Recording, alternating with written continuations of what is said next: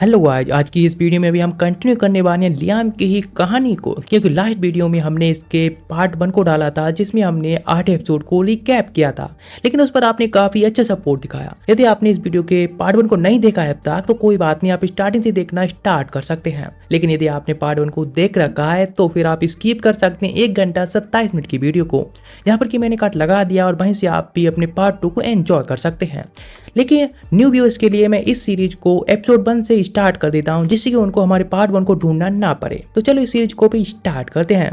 ये कहानी लियोन नाम के एक बंदे की है जो कि एक ऑफिस वर्कर होता है, लेकिन जिसे दूसरी वर्ल्ड में टेलीपोर्ट कर दिया जाता है, लेकिन अपनी हड्डियां तोड़वाने के बाद नहीं बल्कि दिल टूटने के बाद, क्योंकि उससे इतना बड़ा एक धोखा मिलता है जिसकी वजह से आखिरकार में मारा जाता है। लेकिन उसे तो वहां पर भी धोखा मिलता है, उसे बताया जाता है कि वे वर्ल्ड बहुत पावरफुल है, बहुत ज्यादा ही टेक्नोलॉजी में और मैजिक में आगे है। लेकिन वहां जाकर पता चलता है कि वे वर्ल्ड तो डिस्ट्रॉय होने वाला है, वहां की इकोनॉमी पूरी तरह से डिस्ट्रॉय हो चुकी है। और उस प्लेनेट के ऊपर भी बहुत सारे लोग हैं जो अदर प्लेनेट की अटैक कर रहे हैं, और उस प्लेनेट को बचाने को जो बाहर होता है वे लियम के कंधों पर ही आ जाता है। और इसी वजह से अब वही अकेला बचा होता है जो कि इस वर्ल्ड को प्रोटेक्ट कर सके, जो कि सच में एक काफी ज्यादा ही ट्रेन करता है, खुद को पावरफुल बनता है इकोनॉमी और इस वर्ल्ड को प्रोटेक्ट करने के लिए काफी सारे अलग प्लेनेट के लोगों से भी फाइट करता है, और जो कि काफी एक इंटरेस्टिंग स्टोरी है। तो चलो इस सीरीज को स्टार्ट करते हैं। लेकिन आगे वॉइस ओवर यदि आपको पसंद आता है तो भी कमेंट करना, और ना पसंद आए क्योंकि वह एआई वॉइस ओवर है तो भी कमेंट एक बार जरूर कर देना, क्योंकि जिससे मुझे आगे पता चलेगी कि मुझे क्या इंप्रूवमेंट करना है। चलो तो इस सीरीज को स्टार्ट करते हैं। ये कहानी लियोन नाम के एक बंदे की है जो कि एक ऑफिस वर्कर होता है, लेकिन जिसे दूसरी वर्ल्ड में टेलीपोर्ट कर दिया जाता है, लेकिन अपनी हड्डियां तोड़वाने के बाद नहीं बल्कि दिल टूटने के बाद, क्योंकि उससे इतना बड़ा एक धोखा मिलता है जिसकी वजह से आखिरकार में मारा जाता है। लेकिन उसे तो वहां पर भी धोखा मिलता है, उसे बताया जाता है कि वे वर्ल्ड बहुत पावरफुल है, बहुत ज्यादा ही टेक्नोलॉजी में और मैजिक में आगे है। लेकिन वहां जाकर पता चलता है कि वे वर्ल्ड तो डिस्ट्रॉय होने वाला है, वहां की इकोनॉमी पूरी तरह से डिस्ट्रॉय हो चुकी है। और उस प्लेनेट के ऊपर भी बहुत सारे लोग हैं जो अदर प्लेनेट की अटैक कर रहे हैं, और उस प्लेनेट को बचाने को जो बाहर होता है वे लियम के कंधों पर ही आ जाता है। और इसी वजह से अब वही अकेला बचा होता है जो कि इस वर्ल्ड को प्रोटेक्ट कर सके, जो कि सच में एक काफी ज्यादा ही ट्रेन करता है, खुद को पावरफुल बनता है इकोनॉमी और इस वर्ल्ड को प्रोटेक्ट करने के लिए काफी सारे अलग प्लेनेट के लोगों से भी फाइट करता है, और जो कि काफी एक इंटरेस्टिंग स्टोरी है। तो चलो इस सीरीज को स्टार्ट करते हैं। लेकिन आगे वॉइस ओवर यदि आपको पसंद आता है तो भी कमेंट करना, और ना पसंद आए क्योंकि वह एआई वॉइस ओवर है तो भी कमेंट एक बार जरूर कर देना, क्योंकि जिससे मुझे आगे पता चलेगी कि मुझे क्या इंप्रूवमेंट करना है। चलो तो इस सीरीज को स्टार्ट करते हैं। लियाम एक एवरेज ऑफिस एम्प्लॉई है जिसकी जिंदगी सच में बहुत मिजरेबल चल रही है। वो अपनी कंपनी में देर रात तक हार्ड वर्क करता है, जहां उसे जी तोड़ मेहनत करनी पड़ती है, लेकिन शुक्र है कि उसके पास लौटने के लिए एक फैमिली है। उसी की वजह से वो अपना काम किसी तरह मैनेज कर पाता है, जबकि उसका बॉस उसे बार बार इंसल्ट करता है, और यहाँ तक कि उसके जूनियर्स और सबॉर्डिनेट्स भी उसके साथ ओपनली मजाक करते हैं। एक दिन लियाम के कॉलेज के जूनियर वेब ने उसे एक मेका एक्शन फिगर के बारे में मैसेज किया और कहा कि वो उसे खरीद ले। लियाम भी बचपन से फिगर कलेक्टिंग में इंटरेस्टेड रहा है, इसलिए वो अपने जूनियर द्वारा बताई गई शॉप पर चला गया। लेकिन वहां पहुंचकर उसने देखा कि उसकी वाइफ किसी और मैन के साथ डेट पर बैठी है। ये देखकर वो शॉक में रह गया, क्योंकि उसकी वाइफ ने तो कहा था कि वो अपनी डॉटर को स्वॉर्ड फाइटिंग क्लास में लेकर जाएगी। उस रात जब लियाम घर लौटा तो उसने अपनी वाइफ और बेटी से उनके दिन के बारे में कैजुअली पूछा। उन्होंने कहा कि आज स्वॉर्ड फाइटिंग क्लास में एक कॉम्पिटिशन था और बेटी ने अपने सारे मैचेस जीत लिए। लियाम ने उनकी बात पर ट्रस्ट करने का फैसला किया और इस मॉर्निंग देखी हुई चीज को इग्नोर कर दिया। लेकिन ये थॉट उसके दिमाग से निकला नहीं, इसलिए अगले दिन वो फिर उसी जगह गया। इस बार न सिर्फ उसकी वाइफ बल्कि उसकी डॉटर भी वहां थी, और शॉकिंगली वो उस अननोन आदमी को पापा कह रही थी। ये सुनकर लियाम पूरी तरह हिल गया और काम पर ध्यान ही नहीं दे पाया। तभी उसका बॉस बिना किसी रीजन के उसे बेइज्जत करने आ गया। उसी समय उसकी वाइफ का फोन आया कि उनकी बेटी का एक्सीडेंट हो गया है, और वो तुरंत हॉस्पिटल भागा। डॉक्टर ने बताया कि उसकी डॉटर को अर्जेंट ब्लड ट्रांसफ्यूजन की जरूरत है, लेकिन लियाम का ब्लड ग्रुप उससे मैच नहीं करता। जैसे ही उसकी वाइफ ब्लड देने गई, लियाम ने क्यूरियोसिटी में ब्लड ग्रुप चार्ट चेक किया और पाया कि उसकी बेटी का ब्लड ग्रुप बायोलॉजी के हिसाब से उससे मैच करना पॉसिबल ही नहीं है। अब उसे यकीन हो गया कि वो उसकी रियल बेटी नहीं है। घर लौटकर उसने अपनी वाइफ से बात की, लेकिन गिल्ट एक्सेप्ट करने के बजाय वो ब्लेम उसी पर डाल देती है। वो कहती है कि ये सब उसकी गलती है, क्योंकि वो हर समय काम में बिजी रहता है और फैमिली के लिए बिल्कुल टाइम नहीं निकाल पाता, और ऊपर से इतनी मेहनत करने के बावजूद उसके पास इनफ पैसे भी नहीं है। फिर वो कहती है कि असल में वो उनके फैमिली का हिस्सा कभी था ही नहीं, और सालों से बेटी को उसने अकेले पाला है। वो साफ कह देती है कि वो अपनी बेटी के साथ घर छोड़कर जा रही है। ये सुनकर लियाम गुस्से में बेटी को रोकने की कोशिश करता है, लेकिन बेटी भी कह देती है कि उसे उसका दूसरा पापा ज्यादा पसंद है। ये सुनकर लियाम पूरी तरह टूट जाता है। अगले दिन ऑफिस में उसका बॉस उसे दिखाता है कि उसके कंप्यूटर से 5 करोड़ येन का बैंक ट्रांसफर हुआ है। लियाम साफ कहता है कि उसने ऐसा कुछ नहीं किया, लेकिन फिर उसे याद आता है कि जब उसकी बेटी हॉस्पिटल में थी तब उसने अपना कंप्यूटर अनलॉक ही छोड़ा था। ऑफिस में कोई उसकी बात पर विश्वास नहीं करता और उस पर कंपनी से पैसे चोरी का आरोप लग जाता है। उसे जॉब से निकाल दिया जाता है और उसकी वाइफ को डिवोर्स का परफेक्ट बहाना मिल जाता है, लेकिन वो फिर भी चाइल्ड सपोर्ट मांगती है। कंपनी उस पर केस तो नहीं करती, लेकिन उसे किस्तों में सारा पैसा वापस करने के लिए मजबूर करती है। अब लियाम को कंस्ट्रक्शन वर्कर के तौर पर जॉब करनी पड़ती है ताकि चाइल्ड सपोर्ट और लोन दोनों चुका सके। लेकिन यहाँ भी उसका बॉस उसे हर वक्त डांटता है और उसकी लाइफ पूरी तरह मैस हो जाती है। वो डिप्रेशन में चला जाता है क्योंकि उसके पास जीने की कोई वजह नहीं बची। यहाँ तक कि एक्शन फिगर्स और मेका टॉयज के लिए उसका पुराना एक्साइटमेंट भी खत्म हो जाता है। फिर भी वो अंदर से बिलीव करता है कि शायद हार्ड वर्क से सब ठीक हो जाए। उसे अपनी बेटी की याद आती रहती है, भले ही वो जानता है कि वो उसकी असली बेटी नहीं है। एक दिन उसे खबर मिलती है कि गंभीर रूप से बीमार है। इंश्योरेंस और ट्रीटमेंट के पैसे न होने के कारण वो अपने अपार्टमेंट में अकेले मरने का फैसला कर लेता है। वो मौत का इंतजार कर ही रहा होता है कि अचानक उसके ऊपर एक ब्राइट लाइट दिखाई देती है। ये लाइट उसे पास्ट की सारी घटनाओं के विजुअल्स दिखाती है और उसे पता चलता है कि उसके बॉस ने ही उसके कंप्यूटर से पैसे ट्रांसफर किए थे। इतना ही नहीं, उसकी वाइफ का अफेयर भी उसी बॉस के साथ था जिसने उसे पैसे दिए ताकि वो लग्जरी लाइफ जी सके। ये सच्चाई जानकर लियाम पूरी तरह बिखर जाता है और चाहता है कि ये सब एक नाइटमेयर हो, लेकिन एक आवाज कहती है कि ये सच है। तभी एक स्टाइलिश आदमी जो खुद को गाइड कहता है उस लाइट से बाहर आता है और लियाम से कहता है कि एक अच्छे इंसान होने के बावजूद उसने सच में बहुत कठिन और दुख भरी लाइफ जी है। वो लियम से पूछता है कि क्या वो उन लोगों को फॉरगिव कर सकता है जिन्होंने उसे इतना टॉर्चर दिया, लेकिन लियम गुस्से में कहता है कि वो उनसे रिवेंज लेना चाहता है। गाइड उसकी नेगेटिव इमोशंस देखकर खुश होता है और उन्हें डिलिशियस कह देता है। फिर वो लियम से कहता है कि उसने उसमें इंटरेस्ट इसलिए लिया क्योंकि वो एक गुड पर्सन है, लेकिन लियम कोल्ड टोन में रिप्लाई देता है कि अब उसे अच्छा बनने की बिल्कुल परवाह नहीं। उसे रिग्रेट होता है कि उसके काइंड नेचर का बार बार फायदा उठाया गया और वो कसम खाता है कि अगर उसे लाइफ में एक और चांस मिला तो वो सिर्फ अपने लिए जिएगा। वो वादा करता है कि इस बार वो एक विलन बनेगा जो दूसरों को क्रश करेगा। गाइड मुस्कुराते हुए कहता है कि उसके पास उसके लिए बिल्कुल राइट चीज है। वो एक सूटकेस से कुछ फोटोग्राफ्स निकालता है और बताता है कि वो उसे दूसरी वर्ल्ड में भेजने आया है जहां वो खुद डिसाइड कर सकता है कि जाना कहाँ है। ऑप्शंस में मैजिक और सुपर पावर्स वाली वर्ल्ड, सैमुराई एरा का जापान, वाइल्ड वेस्ट और यहाँ तक कि प्री हिस्टोरिक टाइम भी शामिल है। लियम सोचता है कि क्या ये सच है, क्योंकि ऐसी चीजें सिर्फ एनिमे में होती हैं। लेकिन जैसे ही उसकी नजर जायंट रोबोट्स और स्पेसशिप्स वाली पैरेलल वर्ल्ड पर पड़ती है, उसकी नजर वहीं अटक जाती है। वह अपने जूनियर के साथ एनिमे पर हुई फन डिस्कशंस याद करते हुए उस ऑप्शन की ओर हाथ बढ़ाता है। गाइड कहता है कि उसने परफेक्ट चॉइस की है क्योंकि इस वर्ल्ड में एडवांस टेक्नोलॉजी और मैजिक दोनों है। यहाँ अभी भी नोबिलिटी सिस्टम चलता है, यानी नोबल क्लास सत्ता में है।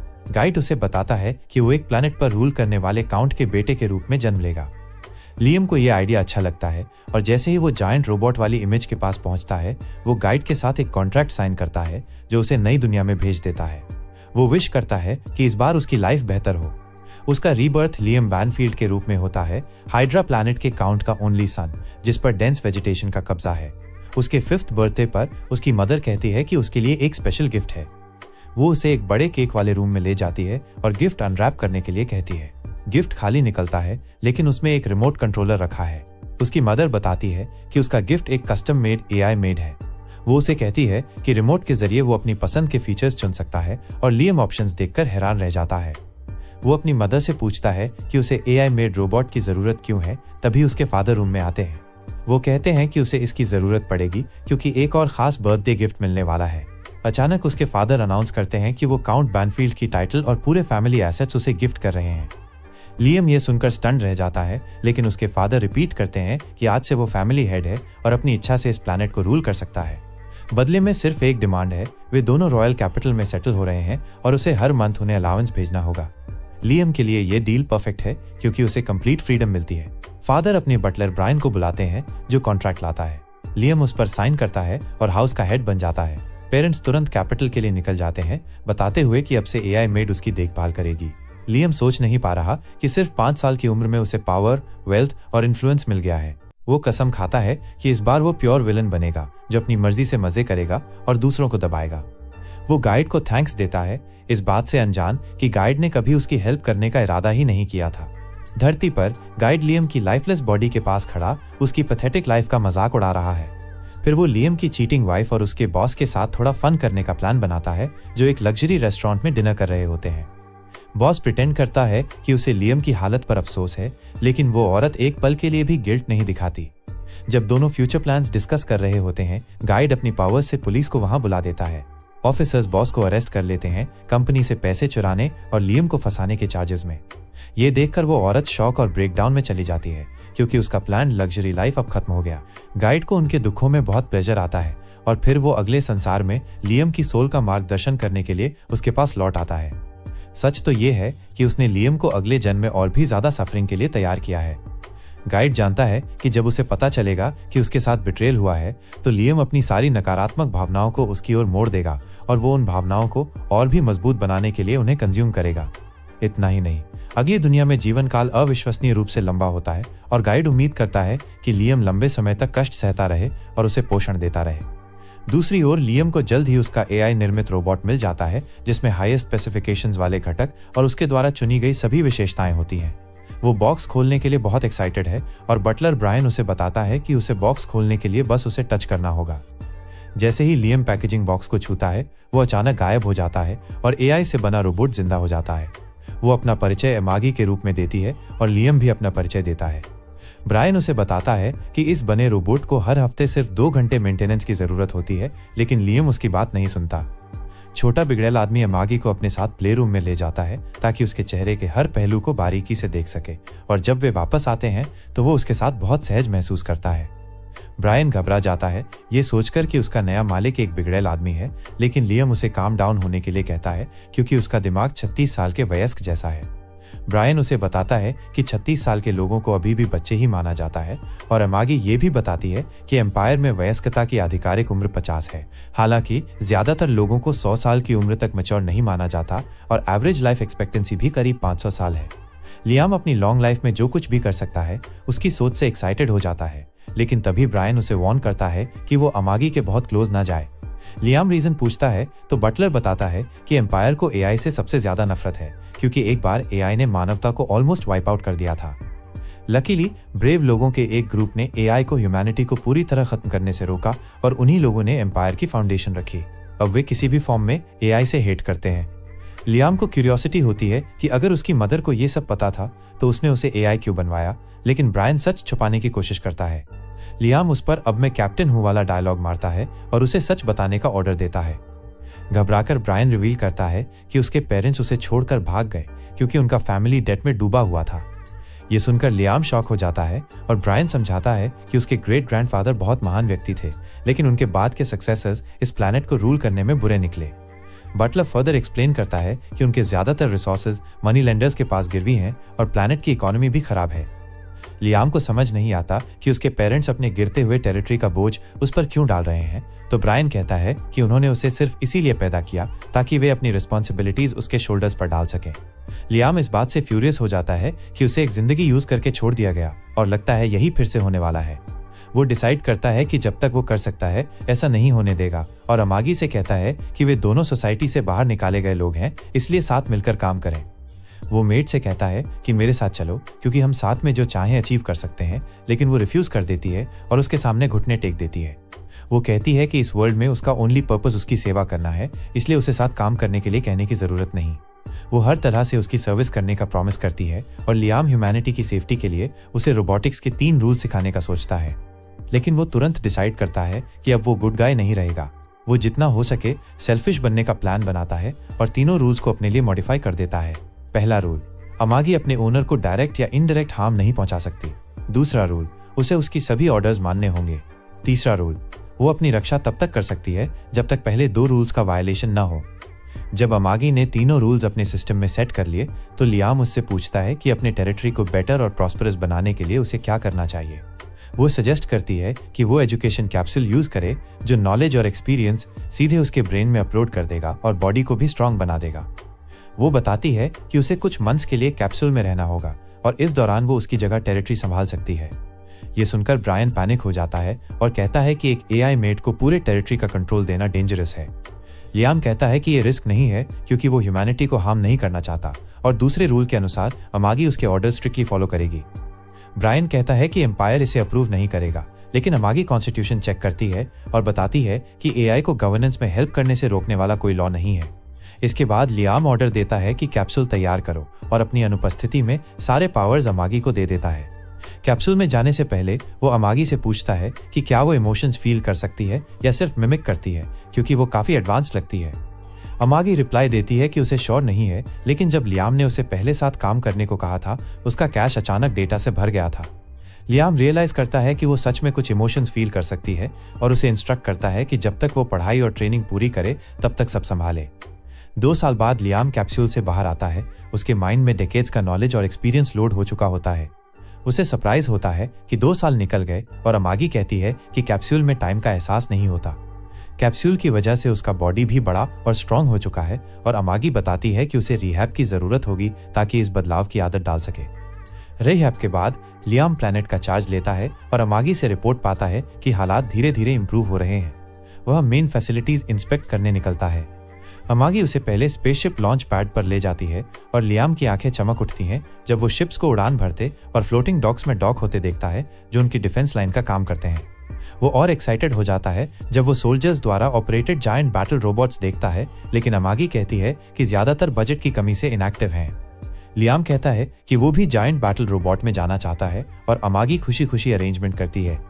रोबोट के अंदर पहुंचकर अमागी बताती है कि उसकी मूवमेंट मैजिक से कंट्रोल होती है, बस इमेजिन करो और वो वैसे मूव करेगा। लियाम कोशिश करता है और उसे पता चलता है कि बैटल रोबोट चलाना उतना मुश्किल नहीं है। हालांकि अमागी उसे बताती है कि उसने उसकी सेफ्टी के लिए रोबोट के सूट से सारे वेपन्स हटा दिए हैं। लियाम कहता है कि वो रोबोट में किसी के साथ सच में फाइट करना चाहता है और अमागी अपने सोल्जर्स के कैप्टन को बुलाकर इसकी व्यवस्था करती है। लियाम सीधे कैप्टन के बैटल रोबोट पर हमला करता है और उसे गिरा देता है, लेकिन उसे जल्दी एहसास हो जाता है कि कैप्टन गंभीरता से फाइट नहीं कर रहा। वो उसे जोर से लड़ने के लिए कहता है और कैप्टन उसकी बात मान लेता है। लियाम दोबारा अटैक करता है, लेकिन इस बार कैप्टन अपने रोबोट के वेपन्स निकाल देता है और लियाम को जमीन पर पटक देता है। लियाम उनके बीच का फर्क देखकर हैरान रह जाता है और अमागी समझाती है कि कैप्टन के पास ज्यादा एक्सपीरियंस और ट्रेनिंग होने के कारण वो किसी बिगिनर से कहीं बेहतर तरीके से अपना रोबोट चला सकता है। इससे लियाम को एहसास होता है कि वो अभी बहुत वीक है और वो स्ट्रांग बनने के लिए प्रॉपर ट्रेनिंग लेने का फैसला करता है। वो ब्रायन को आदेश देता है कि आसपास का बेस्ट मार्शल आर्ट्स इंस्ट्रक्टर ढूंढे, लेकिन बटलर कहता है कि वो एक रूलर है, उसे फाइट सीखने की जरूरत नहीं। लियाम उसकी बात अनसुनी कर देता है क्योंकि पिछले जन्म में ताकतवर लोगों ने उसे दबा दिया था और इस बार वो किसी से भी ज्यादा पावरफुल बनना चाहता है। थोड़ी देर बाद यासुशी नाम का एक सामुराई महल के बाहर आता है, ये कहकर कि वो लियाम का मास्टर बनना चाहता है। यासु को देखकर लियाम तुरंत उसका एडमायरर बन जाता है और सोचता है कि वो एक ग्रेट मार्शल आर्टिस्ट है। वो कहता है कि इस दुनिया के टॉप मार्शल आर्टिस्ट्स में से एक से सीखना उसके लिए बेहद एक्साइटिंग है। यासु थोड़े दार्शनिक अंदाज में बताता है कि वो अपनी मार्शल आर्ट स्टाइल को पूरे एम्पायर में बेस्ट बनाने की कोशिश कर रहा है, लेकिन ये प्रोसेस कभी खत्म नहीं होती। लियाम उस पर और भी मोहित हो जाता है और जब अमागी उसे चेतावनी देती है कि ये स्वॉर्ड्समैन थोड़ा सस्पिशियस लगता है, तो लियाम हंसकर कहता है कि थोड़ा सस्पिशियस होना ही प्रूफ है कि वो महान तलवारबाज है। अमागी उसे कम से कम टेस्ट करने की सलाह देती है। लियाम मान जाता है और यासु से स्किल दिखाने को कहता है। यासु उसे पास की एक जगह ले जाता है जहां कुछ लकड़ी के लॉग्स सीधे खड़े हैं। वो कहता है कि वो अपनी सीक्रेट टेक्निक दिखाएगा, लेकिन बस एक बार ही, और लियाम को उसे उसी वक्त याद करना होगा। लियाम अमागी से रिकॉर्डिंग करने को कहता है और यासु अपना स्टांस लेता है। वो अपनी तलवार को शीट से आधा बाहर निकालता है और तुरंत वापस रख देता है, लेकिन अगले ही पल लॉग्स आधे कटकर गिर जाते हैं। लियाम स्टंट रह जाता है और अमागी से वीडियो एनालाइज करने को कहता है। एनालिसिस से पता चलता है कि तलवार निकाली ही नहीं गई थी और लियाम को लगता है कि यासु इतना फास्ट था कि रिकॉर्डिंग भी कैप्चर नहीं कर पाई। वह खुशी खुशी यासु से अपना गुरु बनने को कहता है और यासु मान जाता है। लेकिन रात में यासु उसी जगह लौटकर हंसता है कि लियाम पहले से कट हुए लॉग्स के ट्रिक में फंस गया। लियाम को पता भी नहीं है कि उसे बेवकूफ बनाया जा रहा है और वो तलवार व भाला दोनों की ट्रेनिंग जारी रखता है। सालों तक बेसिक्स में इंप्रूव होने के बावजूद वो सीक्रेट टेक्निक सीखने के करीब भी नहीं पहुंच पाता। 3 साल की मेहनत के बाद एक शाम लियाम हवा में वार करके लॉग काटने की कोशिश करता है, लेकिन नतीजा शून्य निकलता है। वो सोचता है कि उसे अपने स्ट्रेंथ के मुताबिक एक फिनिशिंग मूव चाहिए। उस रात जब यासु अपने कमरे में मांगा पढ़ रहा था, लियाम ने दरवाजा नॉक किया और सीक्रेट टेक्निक सीखने की रिक्वेस्ट की। यासु ने इनकार कर दिया, रिमाइंडिंग हिम कि उसने शुरुआत में ही कहा था कि वो उसे बस एक बार दिखाएगा। ये सुनकर लियाम घबरा जाता है और माफी मांगकर कहता है कि वो दोबारा ये टॉपिक नहीं लाएगा। यासु उसे माफ करने का नाटक करता है और चिप्स खाते हुए उसका मजाक उड़ाता है। तभी लियाम फिर से आता है और कहता है कि वो अपनी मंथली फी में एक्स्ट्रा पैसा देना चाहता है पिछली गलती की माफी के तौर पर। यासू खुश होकर पैसे ले लेता है, सोचता है कि ये उसकी जिंदगी का सबसे आसान काम है। फिर लियाम कहता है कि वो ट्रेनिंग से एक दिन की छुट्टी चाहता है क्योंकि अगले दिन उसका इम्पोर्टेंट काम है। अगले दिन अमागी उसे उसके प्लैनेट की इकोनॉमी पर एक रिपोर्ट देती है। वो बताती है कि वे अभी भी भारी डेट में है, लेकिन धीरे धीरे रिकवरी हो रही है। लियाम ये सुनकर खुश होता है और उसकी तारीफ करता है, लेकिन अमागी कहती है कि उसने उम्मीदों के मुताबिक परफॉर्मेंस नहीं दी। वो दिखाती है कि एजुकेशन और ह्यूमन रिसोर्स डेवलपमेंट में हैवी इन्वेस्टमेंट के बावजूद प्रोग्रेस बहुत स्लो है। सारी जानकारी देखने के बाद लियाम तुरंत समझ जाता है और डिपार्टमेंट हेड को बुलाता है। तभी एक पसीने से लथपथ अस्त व्यस्त आदमी आता है और लियाम उससे सीधा पूछता है कि वो सरकार से पैसे क्यों चुरा रहा है, क्योंकि इसके सबूत हैं कि वो फंड्स अपनी जेब में डाल रहा है। वो आदमी लियाम को एक भोला भाला बच्चा समझते हुए उसे समझाने की कोशिश करता है कि उसके काम में कई अनप्रेडिक्टेबल प्रॉब्लम्स आती रहती हैं और उन्हें सॉल्व करने के लिए पैसे की जरूरत होती है। लियाम उसकी तरफ और गौर से देखने लगता है और मजाक में उसके करप्शन की तारीफ करता है, ये सोचकर कि शायद उससे कुछ टिप्स मिल जाएं। लेकिन तभी अमागी उसे करप्शन से जुड़े एक बड़े स्कैंडल पर पब्लिश न्यूज आर्टिकल दिखा देती है। वो आदमी सफाई देते हुए कहता है कि ये स्कैंडल उसने नहीं बल्कि उसके सबॉर्डिनेट ने किया था और इसी वजह से उसे फांसी दे दी गई। अमागी कुछ और न्यूज रिपोर्ट्स और रिकॉर्ड स्टडी करती है और पाती है कि उस सबॉर्डिनेट के खिलाफ पक्के सबूत नहीं थे और फांसी के बाद भी पैसा वापस नहीं आया। तभी लियाम को अपने पिछले जन्म की याद आ जाती है जब उसके बॉस ने उसे ट्रैप किया था और वो समझ जाता है कि ये पसीने से तरबतर मूर्ख भी वही कर रहा है। गुस्से में आकर वो आदमी से सीधे कॉन्फ्रंटेशन करता है और पूछता है कि क्या उसने अपने सबॉर्डिनेट को फंसाया और मरवा दिया। वो बदमाश एक्ट करता है जैसे उसे कुछ पता ही ना हो, लेकिन जैसे ही लियाम तलवार निकालकर आगे बढ़ता है वो कह देता है कि उसने तो बस वही किया जो इकोनॉमी को स्मूथ चलाने के लिए जरूरी था। जब लियाम फिर भी काम नहीं होता तो वो आदमी डराने की कोशिश करता है और कहता है कि वो लग्जरी का आनंद सिर्फ इसलिए ले रहा है क्योंकि उसके जैसे लोग देश चलाने के लिए हार्डवर्क करते हैं। लियाम उसे उसकी बात पूरी करने का मौका नहीं देता और एक ही बार में उसे परलोक भेज देता है। जाते जाते कहता है कि अपनी पावर का मिसयूज और अपने लोगों पर अत्याचार करने का हक सिर्फ उसे है। वो चिल्लाता है कि कोई भी उसके लोगों और उसके वेल्थ को टच नहीं कर सकता और जो कोई भी उसके सामान पर हाथ डालेगा वो उसे खत्म कर देगा। इसके बाद लियाम अमागी को ऑर्डर देता है कि करप्शन की पूरी इन्वेस्टिगेशन करो और हर गिल्टी ऑफिसर को खत्म कर दो, लेकिन अमागी पहले उसे काम डाउन करने को कहती है।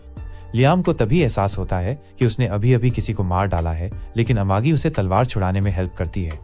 फिर वो बताती है कि हर करप्ट ऑफिसर को खत्म करना या जॉब से निकाल देना उनके प्लैनेट के लिए नुकसानदेह होगा, क्योंकि लगभग हर कोई करप्ट है और वो खुद सब संभाल नहीं सकती। वो लियाम को सजेस्ट करती है कि वो एडमिनिस्ट्रेशन और पेपर वर्क में एक्सपर्ट लगभग 30 और AI मेड्स खरीद ले, और अगर वे टॉप टियर मॉडल्स न भी हों तो कोई फर्क नहीं पड़ेगा। लियाम उसे ऐसा करने और करप्ट ऑफिशियल्स को भी खत्म करने का आदेश देता है, लेकिन अमागी को चिंता है कि इससे उसकी इमेज पर बुरा असर पड़ेगा। लियाम साफ कहता है कि उसे अपनी इमेज की परवाह नहीं, क्योंकि उसे सिर्फ ऐसे लोग चाहिए जो उसकी बात माने। इसके तुरंत बाद लियाम अपने 3 साल के ट्रेनिंग को फिर से कैप्टन के खिलाफ लड़कर परखना चाहता है, लेकिन जैसे ही वो किसी मास प्रोड्यूस्ड बैटल रोबोट में बैठने वाला होता है, यासू वहां पहुंचकर कहता है कि इजी टू कंट्रोल रोबोट में बैठना वेस्ट होगा। अगर लियाम टॉप पर पहुंचना चाहता है तो उसे हार्ड पाथ चुनना होगा और ऐसा रोबोट कंट्रोल करना होगा जिसे हर कोई चला न सके। लियाम को लगता है यासू सही कह रहा है और वो कैप्टन की तरफ मुड़ता है। कैप्टन बताता है कि अगर वो चाहे तो अपने ग्रेट ग्रैंडफादर का पर्सनल बैटल मैक यूज कर सकता है जो 3 जनरेशंस पुराना है। असल में यासू जानबूझकर लियाम को उसके ग्रेट ग्रैंडफादर का मैक लाने पर मजबूर कर रहा है। आज सुबह वो वेयरहाउस में कीमती सामान ढूंढने आया था क्योंकि लियाम बहुत फास्ट सीख रहा था और जल्द ही उसके पास सिखाने के लिए कुछ नहीं बचेगा। वेयरहाउस में उसे कुछ वैल्यूएबल नहीं मिला जब तक कि उसकी नजर एक पुरानी मेका यूनिट पर नहीं पड़ी जो देखने में स्क्रैप जैसी लग रही थी, लेकिन उसने सोचा कि इसके पार्ट्स बेचकर अच्छा प्रॉफिट कमा लेगा। लियाम ट्रैप में फंस गया और ब्रायन को उस पुराने मैकनाइट को रिपेयर करने का ऑर्डर दे दिया। ब्रायन कहता है कि ये यूनिट बहुत पुरानी है और प्रैक्टिकली यूज के लायक नहीं और बेसिक सीखने के लिए मास प्रोड्यूस्ड यूनिट बेहतर होगा, लेकिन लियाम मना कर देता है, ये कहते हुए कि उसके टीचर ने बताया है कि असली फाइटर टफेस्ट मैक भी उड़ा सकता है। ब्रायन के पास कोई जवाब नहीं, तो वो बस एडवाइस देता है कि कम से कम ट्रेनिंग में टाइम वेस्ट मत कर, क्योंकि वो ऑलरेडी बहुत अच्छा है। लियाम ये सलाह भी रिजेक्ट करता है और कहता है कि वो यासू की बताई बेस्ट ट्रिक के लिए ट्रेनिंग कर रहा है। इस बीच अमागी लियाम के ऑर्डर पर पुराने मैक की इंस्पेक्शन करने जाती है। उसे यासू पर बिल्कुल भरोसा नहीं, लेकिन वो मालिक के ऑर्डर्स को इग्नोर नहीं कर सकती और चाहती है कि पुराना मैक उसे सेफ रखे। कुछ दिनों बाद नियास नाम की एक इंजीनियर मैक रिपेयर करने प्लैनेट पर आती है। वह खुद को 7th रॉयल वेपन्स फैक्ट्री की इंजीनियर बताती है और लियाम भी अपना इंट्रोडक्शन देता है। नियास अमागी को घूरती है और लियाम पूछता है कि क्या उसे उसकी मेड से कोई प्रॉब्लम है। दरअसल नियास अमागी में इंटरेस्ट रखती है क्योंकि उसने इतना expensive custom made AI robot पहले कभी नहीं देखा। वो उसे करीब से एग्जामिन करने लगती है, लेकिन लियाम उसे रोक देता है और कहता है कि बस अपना काम करो। फिर वो उसे पुराने मैक के पास ले जाता है और नियास कहती है कि इसे छोड़कर कुछ नया खरीद लो, लेकिन लियाम इंसिस्ट करता है कि इसे रिपेयर करना है। नियास बताती है कि इस मॉडल का प्रोडक्शन बहुत पहले बंद हो चुका है, इसलिए इसके स्पेयर पार्ट्स रेयर और कॉस्टली होंगे। लियाम कहता है कि जो पार्ट्स अनअवेलेबल हैं उन्हें मॉडर्न पार्ट से रिप्लेस कर दो, लेकिन कंट्रोल्स का मैनुअल ओरिजिनल ही रहे। वो उससे कहता है कि उसे प्राइस की बिल्कुल परवाह नहीं है, और ये सुनकर नियास के चेहरे पर हल्की सी मुस्कान आ जाती है। लियाम आगे बताता है कि उसे अपने रोबोट में एक फाइनल मूव चाहिए, कुछ वैसा जैसा रॉकेट पंच होता है। तभी यासु वहां पहुंचता है ये देखने कि मामला क्या है। पहली नजर में ही उसे नियास पसंद आ जाती है और वो कूल अंदाज में उसके पास जाने की कोशिश करता है, लेकिन नियास उस समय लियाम के साथ इस बात पर बहस कर रही होती है कि रोबोट पर रॉकेट आर्म क्यों नहीं लग सकता। आखिर में लियाम पैसों की ताकत दिखाकर उसे मना लेता है, लेकिन यासु के अंदर जलन घर कर जाती है क्योंकि नियास ने उसकी तरफ ध्यान तक नहीं दिया। वह तय करता है कि लियाम से बदला लेगा और इसके लिए उसे एक इम्पॉसिबल ट्रेनिंग देगा। झील के बीच में लकड़ी पर बैलेंस बनाते हुए आंखों पर पट्टी बांधकर टेनिस बॉल से बचना और ऊपर से उसकी तलवार को एक्स्ट्रा हैवी बना देना। लियाम साफ कहता है कि यह पॉसिबल नहीं है, लेकिन यासु सिर्फ बदला लेने के लिए ये करवा रहा है। वो लियाम को समझाता है कि अपनी सेंसेस पर भरोसा छोड़ो और इंस्टिंक्ट्स का इस्तेमाल करो। वो कहता है सोचो मत, महसूस करो। लियाम हमेशा की तरह उसकी बात को गंभीरता से लेता है। कुछ दिनों बाद नियास मेचा यूनिट की रिपेयरिंग और कस्टमाइजेशन पूरी कर देता है और ब्रायन बैनफील्ड परिवार के पुराने सुनहरे दिनों को याद करते हुए नॉस्टैल्जिया में खो जाता है। इसके बाद नियास लियाम को मेचा चलाना सिखाता है और डेमो के लिए उसे कॉकपिट में ले जाता है। कंट्रोल रूम को स्पेशल मैजिक से बड़ा किया गया है और जैसे ही लियाम अपनी सीट पर बैठता है, मेचा उसे स्कैन करता है और उसे अपना मास्टर मान लेता है। नियास बताता है कि अब यह यूनिट सिर्फ उसे ही पायलट के तौर पर रिकॉग्नाइज करेगी। फिर लियाम पहला कदम उठाने की कोशिश करता है, लेकिन वो जमीन पर गिर जाता है क्योंकि मेचा में उसे मूव करने में मदद करने वाली कोई एक्स्ट्रा असिस्ट फीचर नहीं है। नियास कहता है कि इससे इसे कंट्रोल करना और मुश्किल होगा, लेकिन अगर वो इसमें महारत हासिल कर ले तो इसे अपने शरीर की तरह चला सकता है। लियाम दोबारा कोशिश करता है और इस बार वो उठकर स्टोर रूम से बाहर निकल जाता है। नियास उसकी स्किल से प्रभावित होकर कहता है कि अगर वो इतनी जल्दी मेचा को कंट्रोल करना सीख सकता है तो वो वाकई टैलेंटेड है। वो कहती है कि चलते समय बस इमेजिन करता रहे कि मेचा कैसे मूव करेगा। तभी उसके मार्शमेलो से हाथ लियाम के हाथ से छू जाते हैं और लियाम के दिमाग में शरारती ख्याल आने लगते हैं। मेचा भी उन हरकतों को अंजाम देने लगता है। यासु ये देख घबरा जाता है क्योंकि उसे लगता है कि लियाम मेचा के अंदर नियास के साथ कुछ गलत कर रहा है। दूसरी तरफ ब्रायन खुश है क्योंकि ये पहली बार है जब लियाम ने किसी ह्यूमन लड़की में इंटरेस्ट दिखाया है। मेचा के अंदर नियास भी डर जाता है और सोचता है कि लियाम विकृत इंसान है। बाद में यासु बदला लेने के लिए उसकी पागलपन भरी ट्रेनिंग को और कड़ा कर देता है। अगले दिन लियाम फिर से उस हिडन स्किल को सीखने की कोशिश करता है, लेकिन हमेशा की तरह असफल रहता है। वो अमागी से पूछता है कि क्या उसमें स्वॉर्ड्समैनशिप की कमी है, तो वो जवाब देती है कि एक एआई मेड होने के नाते वो टैलेंट के कॉन्सेप्ट को समझ नहीं पाती। फिर भी उसका मानना है कि दिक्कत लियाम में नहीं बल्कि यासु में है, समस्या ट्रस्ट की है। लियाम इसे गलत समझ लेता है और सोचता है कि अमागी का मतलब है कि उसने यासु पर भरोसा नहीं किया। अमागी कहती है कि उसका मतलब कुछ और था, लेकिन लियाम को अब समझ आ गया कि कमी कहाँ है। वो कहता है कि यासु के लिए तलवार की रीच से बाहर की लकड़ियों को काटना फिजिकली इम्पॉसिबल है, लेकिन इस दुनिया में मैजिक भी है। उसका मानना है कि यही रीजन है कि वो अपनी अल्टीमेट मूव कर सकता है। वो सोचता है कि अगर वो तलवार में मैजिक चैनल करे और खुद को उसे फ्लाइंग स्लैश के रूप में वार करते विजुअलाइज करे तो वो भी ये चाल सीख सकता है। वो तुरंत प्रैक्टिस शुरू कर देता है और सालों की कोशिश के बाद एक दिन अपनी लिमिट्स को तोड़ देता है। अगले दिन वो यासु को बुलाता है अपनी प्रोग्रेस दिखाने के लिए। वो अपनी स्पेशल टेक्निक से मैजिकल स्लैश मारता है और लकड़ी के लट्ठे को बीच से काट देता है। यासु स्टन रह जाता है। ये मूव तो शुरू से ही फेक था, फिर ये कैसे सीख गया? लियाम पूछता है कि क्या वो पास हो गया, और यासु के पास कोई जवाब नहीं। वो चुप रहता है और सोचता है कि क्या कहे, जबकि लियाम मान लेता है कि यासु परेशान है क्योंकि उसने सिर्फ दूर से चीजें काटने पर संतोष कर लिया था। खैर, यासु कहता है कि उपलब्धि बड़ी है, लेकिन कंप्लेसेंट मत हो और मेहनत करो, स्ट्रांग बनो। कुछ दिन बाद लियाम को पता चलता है कि उसके सेक्टर के एक प्लैनेट पर पायरेट्स ने हमला कर दिया है। अमागी बताती है कि ये ग्रह रहने या माइनिंग के लिए ठीक नहीं था, लेकिन उसने वहां एक फैक्ट्री खड़ी कर ली थी और अब पायरेट्स उसे लूटना चाहते हैं। ब्रायन बताता है कि उनके सोल्जर्स लड़ तो रहे हैं, लेकिन ज्यादा देर तक नहीं टिकेंगे। लियाम तुरंत अमागी से स्ट्रैटेजी पूछता है और वो कहती है कि वे प्लैनेट के होराइजन और यूनिक ग्रेविटी का फायदा उठाकर सरप्राइज अटैक कर सकते हैं।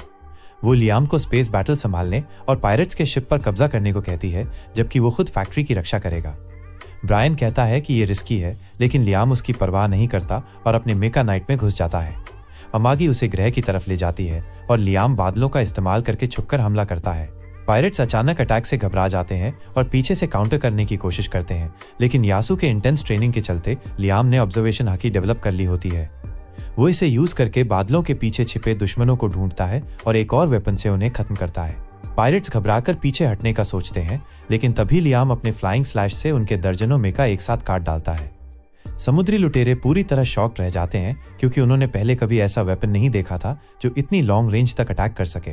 वे तुरंत पीछे हटने लगते हैं। लियाम सोचता है कि क्यों ना उन्हें अपने स्पेशल रॉकेट पंच का टेस्ट चखाया जाए, लेकिन जैसे ही वो कमांड देता है कुछ भी नहीं होता। वो मन में सोचता है कि शायद नियास ने अपने मेचा में ये फीचर इंस्टॉल ही नहीं किया होगा। तभी अचानक उसके पास एक ग्लोइंग मैजिक सर्कल बनता है और उसमें से एक मैसिव रॉकेट आर्म निकलकर भागते हुए पायरेट्स पर जोरदार वार करता है और फिर एक बड़ा एक्सप्लोजन कर देता है। लियाम नाराज है क्योंकि वो ऐसा नहीं चाहता था, लेकिन नियास उसे बताता है कि रॉकेट पंच को एक असरदार अटैक बनाने का यही एकमात्र तरीका था। तभी अमागी लियाम से संपर्क करती है और बताती है कि वो सिर्फ 10% पायरेट शिप्स पर ही कब्जा कर पाई है। उनमें से 30% डिस्ट्रॉय हो गए और बाकी 60% भाग निकले। लियाम इसे अपनी जीत मानता है और अमागी की तारीफ करता है कि उसने शानदार काम किया। जल्द ही उसके सैनिकों की हार की खबर समुद्री डाकू कैप्टन गोस तक पहुंचती है और ये सुनकर वो गुस्से से भर उठता है। उसका सहायक बताता है कि पायरेट्स ने दुश्मन को हल्के में लिया और हार गए, इसलिए नुकसान कम करने के लिए रिट्रीट कर गए। गोज उन्हें कमजोर कहता है और ऐलान करता है कि उसकी क्रू में किसी भी लूजर के लिए जगह नहीं है। वो अपने सहायक को आदेश देता है कि पूरे फ्लीट को तैयार करो, क्योंकि वो भागे हुए पायरेट्स को खत्म करेगा, ताकि सबको पता चले कि कैप्टन गॉस फेलियर बर्दाश्त नहीं करता। वो खुद फ्लीट का नेतृत्व करने की तैयारी करता है और अपने नए टेस्ट सब्जेक्ट से कहता है कि थोड़ी देर और इंतजार करे, क्योंकि बाद में वो उससे मजे करेगा। उधर लियाम अपने प्लैनेट के बाहर एक स्पेस स्टेशन पर पहुंचता है, पायरेट्स पर जीत से संतुष्ट। अमागी उसे पहली बैटल जीतने पर बधाई देती है और लियाम कहता है कि जीत से भी बेहतर बात यह है कि उन्हें लूट भी मिली है। अमागी बताती है कि एम्पायर के नियमों के अनुसार अगर वे किसी पायरेट शिप पर कब्जा कर लें तो जहाज और उसका सारा माल उनका हो जाता है। ये सुनकर लियाम खुश हो जाता है, क्योंकि उसे लगता है कि शिप सोने चांदी से भरी होंगी। लेकिन उसकी हैरानी तब बढ़ती है जब सोल्जर्स जहाज से एडामेंटाइट और मिथ्रिल जैसे रेयर मिनरल से भरे बड़े क्रेट्स निकालते हैं। अमागी बताती है कि ये बहुत कीमती हैं। लियाम को इससे ज्यादा एक्साइटमेंट नहीं होती, क्योंकि उसे गोल्ड और डायमंड्स चाहिए थे। अमागी समझाती है कि इस दुनिया में गोल्ड की कोई वैल्यू नहीं है और डायमंड तो सिर्फ कार्बन है जिसे घर पर बनाया जा सकता है। लियाम को समझ आता है कि अर्थ के कीमती मेटल्स और स्टोन्स यहाँ बेकार हैं, लेकिन उसके अंदर का गोल्ड डिगर अब भी चमकदार पीली मेटल चाहता है। वो गोल्ड की मांग करता है और ब्रायन बताता है कि उनके पास थोड़ा गोल्ड है जिसका यूज इलेक्ट्रॉनिक्स बनाने में होता है। लियाम उसे ऑर्डर देता है कि उस गोल्ड को कॉइन्स में बदलो और उसका कमरा भर दो और मिथ्रिल व रेयर एलिमेंट्स को लेजेंडरी वेपन्स में बदल दो। ब्रायन माफी मांगते हुए कहता है कि उनके क्षेत्र में ऐसे स्किल्ड ब्लैकस्मिथ नहीं है। लियाम निराश होता है, लेकिन अमागी बताती है कि पायरेट से लड़ाई के दौरान उसने कुछ और पता लगाया। वो कहती है कि बैनफील्ड फैमिली के पास लगभग 10,000 वॉरशिप्स हैं, लेकिन उनमें से सिर्फ 30% वर्किंग कंडीशन में है और इमरजेंसी में वे केवल 2,000 शिप्स डिप्लॉय कर सकते हैं। लियाम हैरान होता है कि इतनी कम शिप से भी उन्होंने पायरेट्स को हरा दिया। अमागी बताती है कि पायरेट्स ने उन्हें अंडर एस्टिमेट किया और बैटल में लियाम की टैक्टिक्स ने उन्हें हिला दिया। लियाम खुश होता है, लेकिन ये सोचकर परेशान भी कि उसके फ्लीट का 70% स्क्रैप है। अमागी सुझाव देती है कि जो शिप्स काम की नहीं है उन्हें बेच दें। ब्रायन विरोध करता है कि शिप्स कम हुई तो पायरेट्स फिर हमला करेंगे। अमागी जवाब देती है कि मेंटेनेंस भी खर्चा है और उनके पास पैसे कम है। लियाम उसकी बात से सहमत होता है और कहता है कि बेकार शिप्स को बेच दो या नया इस्तेमाल करो। अमागी फिर सुझाव देती है कि पायरेट्स के शिप से जो मटेरियल मिलेगा उससे और शिप्स खरीद सकते हैं। भले ही लेटेस्ट मॉडल न हो, पुराने लेकिन काम के जहाज तो मिल ही जाएंगे। ब्रायन कहता है कि पुराने जहाज फैमिली की प्रेस्टीज को नुकसान देंगे, लेकिन लियाम को प्राइड और ऑनर से कोई मतलब नहीं है, उसे बस जीत चाहिए। इसलिए वो अमागी को ऑर्डर देता है कि अच्छे सेकेंड हैंड वॉरशिप्स तुरंत खरीदो। इस बीच लियाम के इलाके से दूर नियास एम्पायर के नोबल्स को 7th वेपन्स फैक्ट्री के लेटेस्ट वॉरशिप का प्रेजेंटेशन दे रहा है। वो बताती है कि नया जहाज पुराने से ज्यादा पावरफुल है, फ्यूल एफिशिएंसी बेहतर है और मेंटेनेंस आसान है। प्रस्तुति खत्म होते ही 3rd वेपन्स फैक्ट्री की उसकी राइवल अपने शिप का इंट्रोडक्शन देती है, सबसे पहले बताती है कि इसे एक अवार्ड विनिंग आर्किटेक्ट ने डिजाइन किया है। फिर वो दिखाती है कि शिप का luxurious interior top fashion company ने बनाया है और उसमें रेयर व महंगी मटेरियल्स का इस्तेमाल हुआ है। वो मेहमानों से कहती है कि उनके जहाज के साथ चाहे लड़ाई कितनी भी टफ क्यों न हो, वे शानदार दिखेंगे। उसकी ये बात काम कर जाती है और रॉयल आर्मी के सभी इच्छुक लोग थर्ड फैक्ट्री के जहाज को अपने मेन वॉरशिप के रूप में खरीदने का डिसीजन करते हैं। नियास ये सुनकर शॉक्ड रह जाती है क्योंकि उसका जहाज उससे बेहतर है और वो पूछती है कि कोई वॉरशिप की बजाय एक लग्जूरियस क्रूज क्यों चुनेगा। तीसरी फैक्ट्री की महिला जवाब देती है कि उनके जहाजों में भी एक्सपर्ट्स द्वारा बनाए गए वेपन्स हैं, इसलिए वे भी स्ट्रांग हैं। लेकिन सिर्फ स्ट्रांग होना ही काफी नहीं है, कस्टमर्स को अट्रैक्ट करने के लिए उन्हें ब्यूटीफुल भी होना होगा। नियास की किसी भी बात से कोई फर्क नहीं पड़ता और अपनी कंपेटिटर के साथ बिल्डिंग से बाहर निकलते हुए वो उसे बताती है कि अगर उनके जहाजों में रियल बैटल हुई तो 7th फैक्ट्री उन्हें भारी प्रॉफिट पर खरीद लेगी।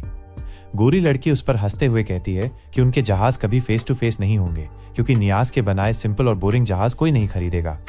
नियास ये सुनकर डिसअपॉइंटेड हो जाती है और हाथापाई करने को तैयार हो जाती है, लेकिन बैड लक से दोनों अपने घर में हैं और प्रोजेक्टर पर बातें कर रही हैं।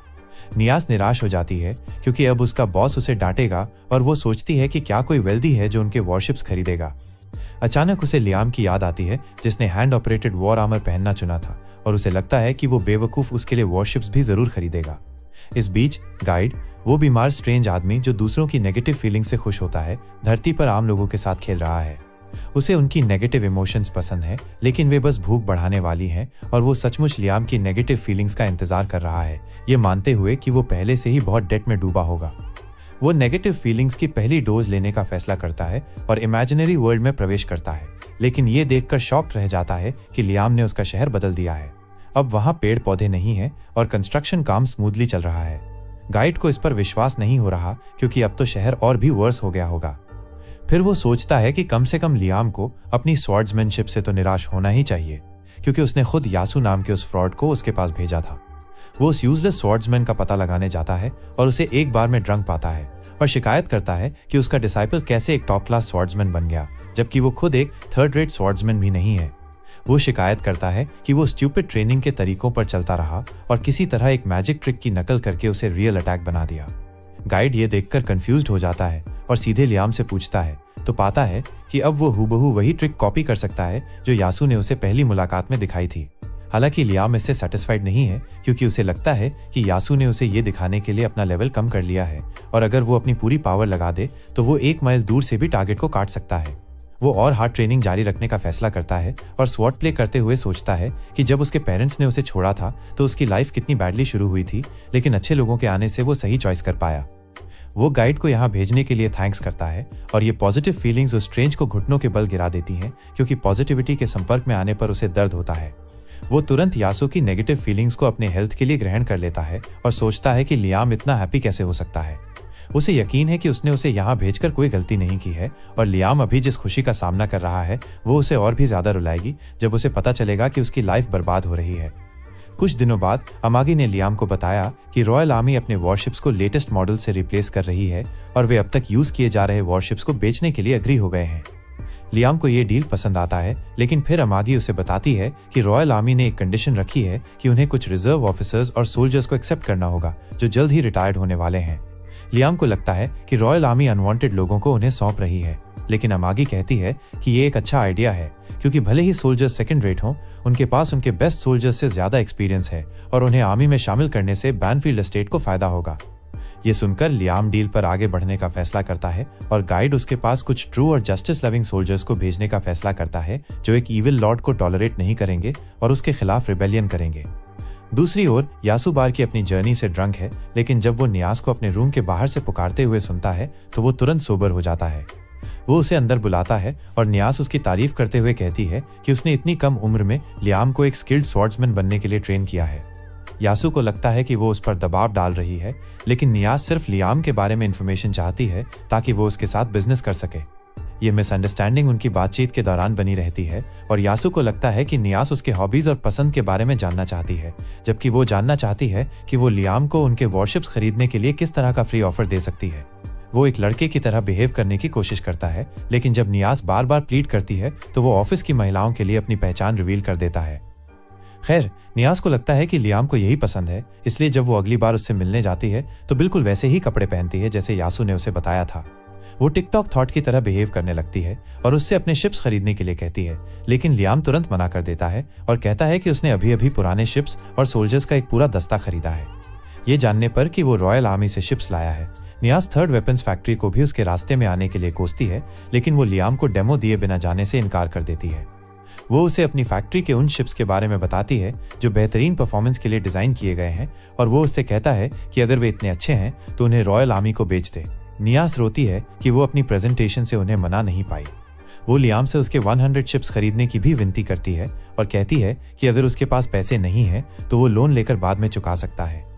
लियाम लोन के बारे में सुनना नहीं चाहता, इसलिए नियाज अपनी इनर शवल को गले लगाने का फैसला करती है और उसे रिझाने लगती है। वो उसे रुकने के लिए कहता है क्योंकि उसे वो टाइम याद आता है जब उसकी वाइफ भड़काऊ अंडरवेयर पहनती थी, लेकिन उसके लिए नहीं। नियाज रुकती नहीं है और आगे बढ़ती रहती है और लियाम उसे रोकने के लिए उसकी बात मान लेता है।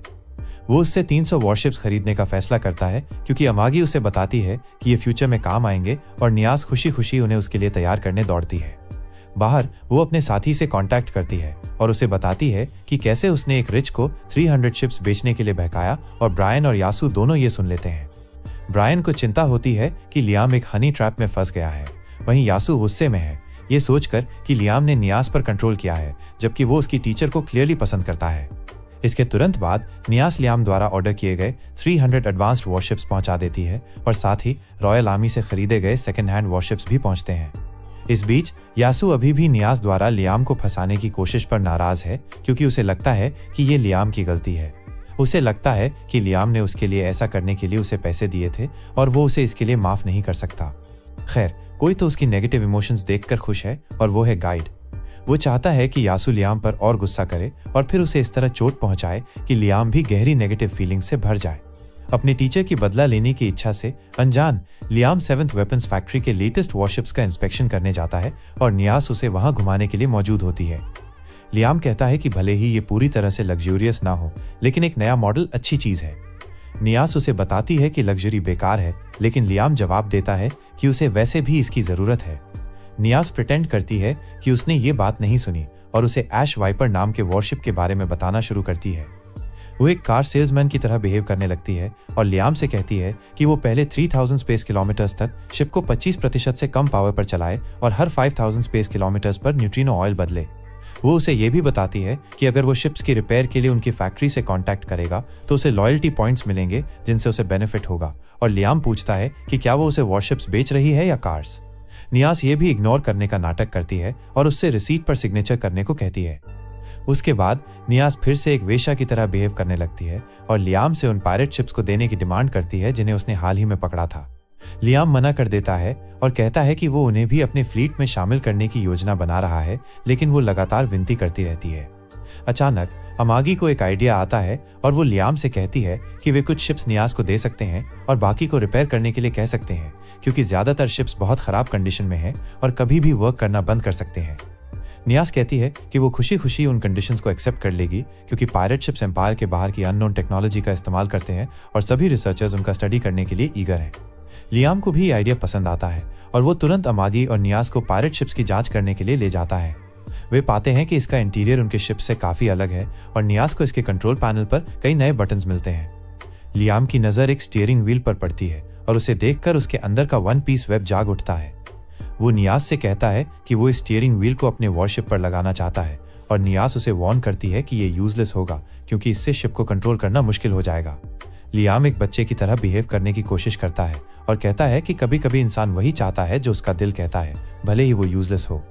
वो बस आ भरती है और ऐसा करने के लिए अग्री हो जाती है, लेकिन तभी उसे पायरेट शिप में एक बहुत ही यूनिक डिवाइस दिखाई देता है और वो उस पर ध्यान देने लगती है। लियाम उसकी बकबक से बोर्ड हो जाता है जब उसे कोने में एक चमकता हुआ क्रीचर गायब होता हुआ दिखाई देता है। वो उसके पीछे दौड़ता है और अमागी से कहता है कि उसे लगा कि उसने एक डॉग देखा है। अचानक वो उसी चमकते हुए डॉग को फिर से अपने सामने कॉर्नर में गायब होते देखता है और वो उसका पीछा करने का फैसला करता है। ये निशान उसे और अमागी को एक स्ट्रेंज रूम में ले जाता है और वो खुद को कंसोल से जोड़कर देखती है कि वो नेविगेशन रूम है। वो नेविगेशन डिवाइसेस को एक्टिवेट करती है और फ्लोर उन सभी जगहों के मैप्स में बदल जाता है जहां शिप गया है। उन्हें पता चलता है कि पायरेट्स पूरे एम्पायर में शिप्स पर अटैक कर रहे हैं, लेकिन तभी अमागी को एक और भी अलार्मिंग बात नजर आती है। वो कहती है कि एक बार जब पायरेट शिप अपना अटैक कंप्लीट कर लेता है तो वो हमेशा एम्पायर की बाउंड्री पर स्थित एक वॉर्प गेट पर वापस टेलीपोर्ट हो जाता है। वहां से वो एम्पायर के क्षेत्र से बाहर जाने के लिए एक छोटे वॉर्प का इस्तेमाल करता है। लियाम क्यूरियस हो जाता है और उससे पूछता है कि क्या पायरेट्स का शिप किसी दूसरे एम्पायर में जाता है, लेकिन वो उसे बताती है कि वो एम्पायर की बाउंड्री पर स्थित बैटलफील्ड में जाता है।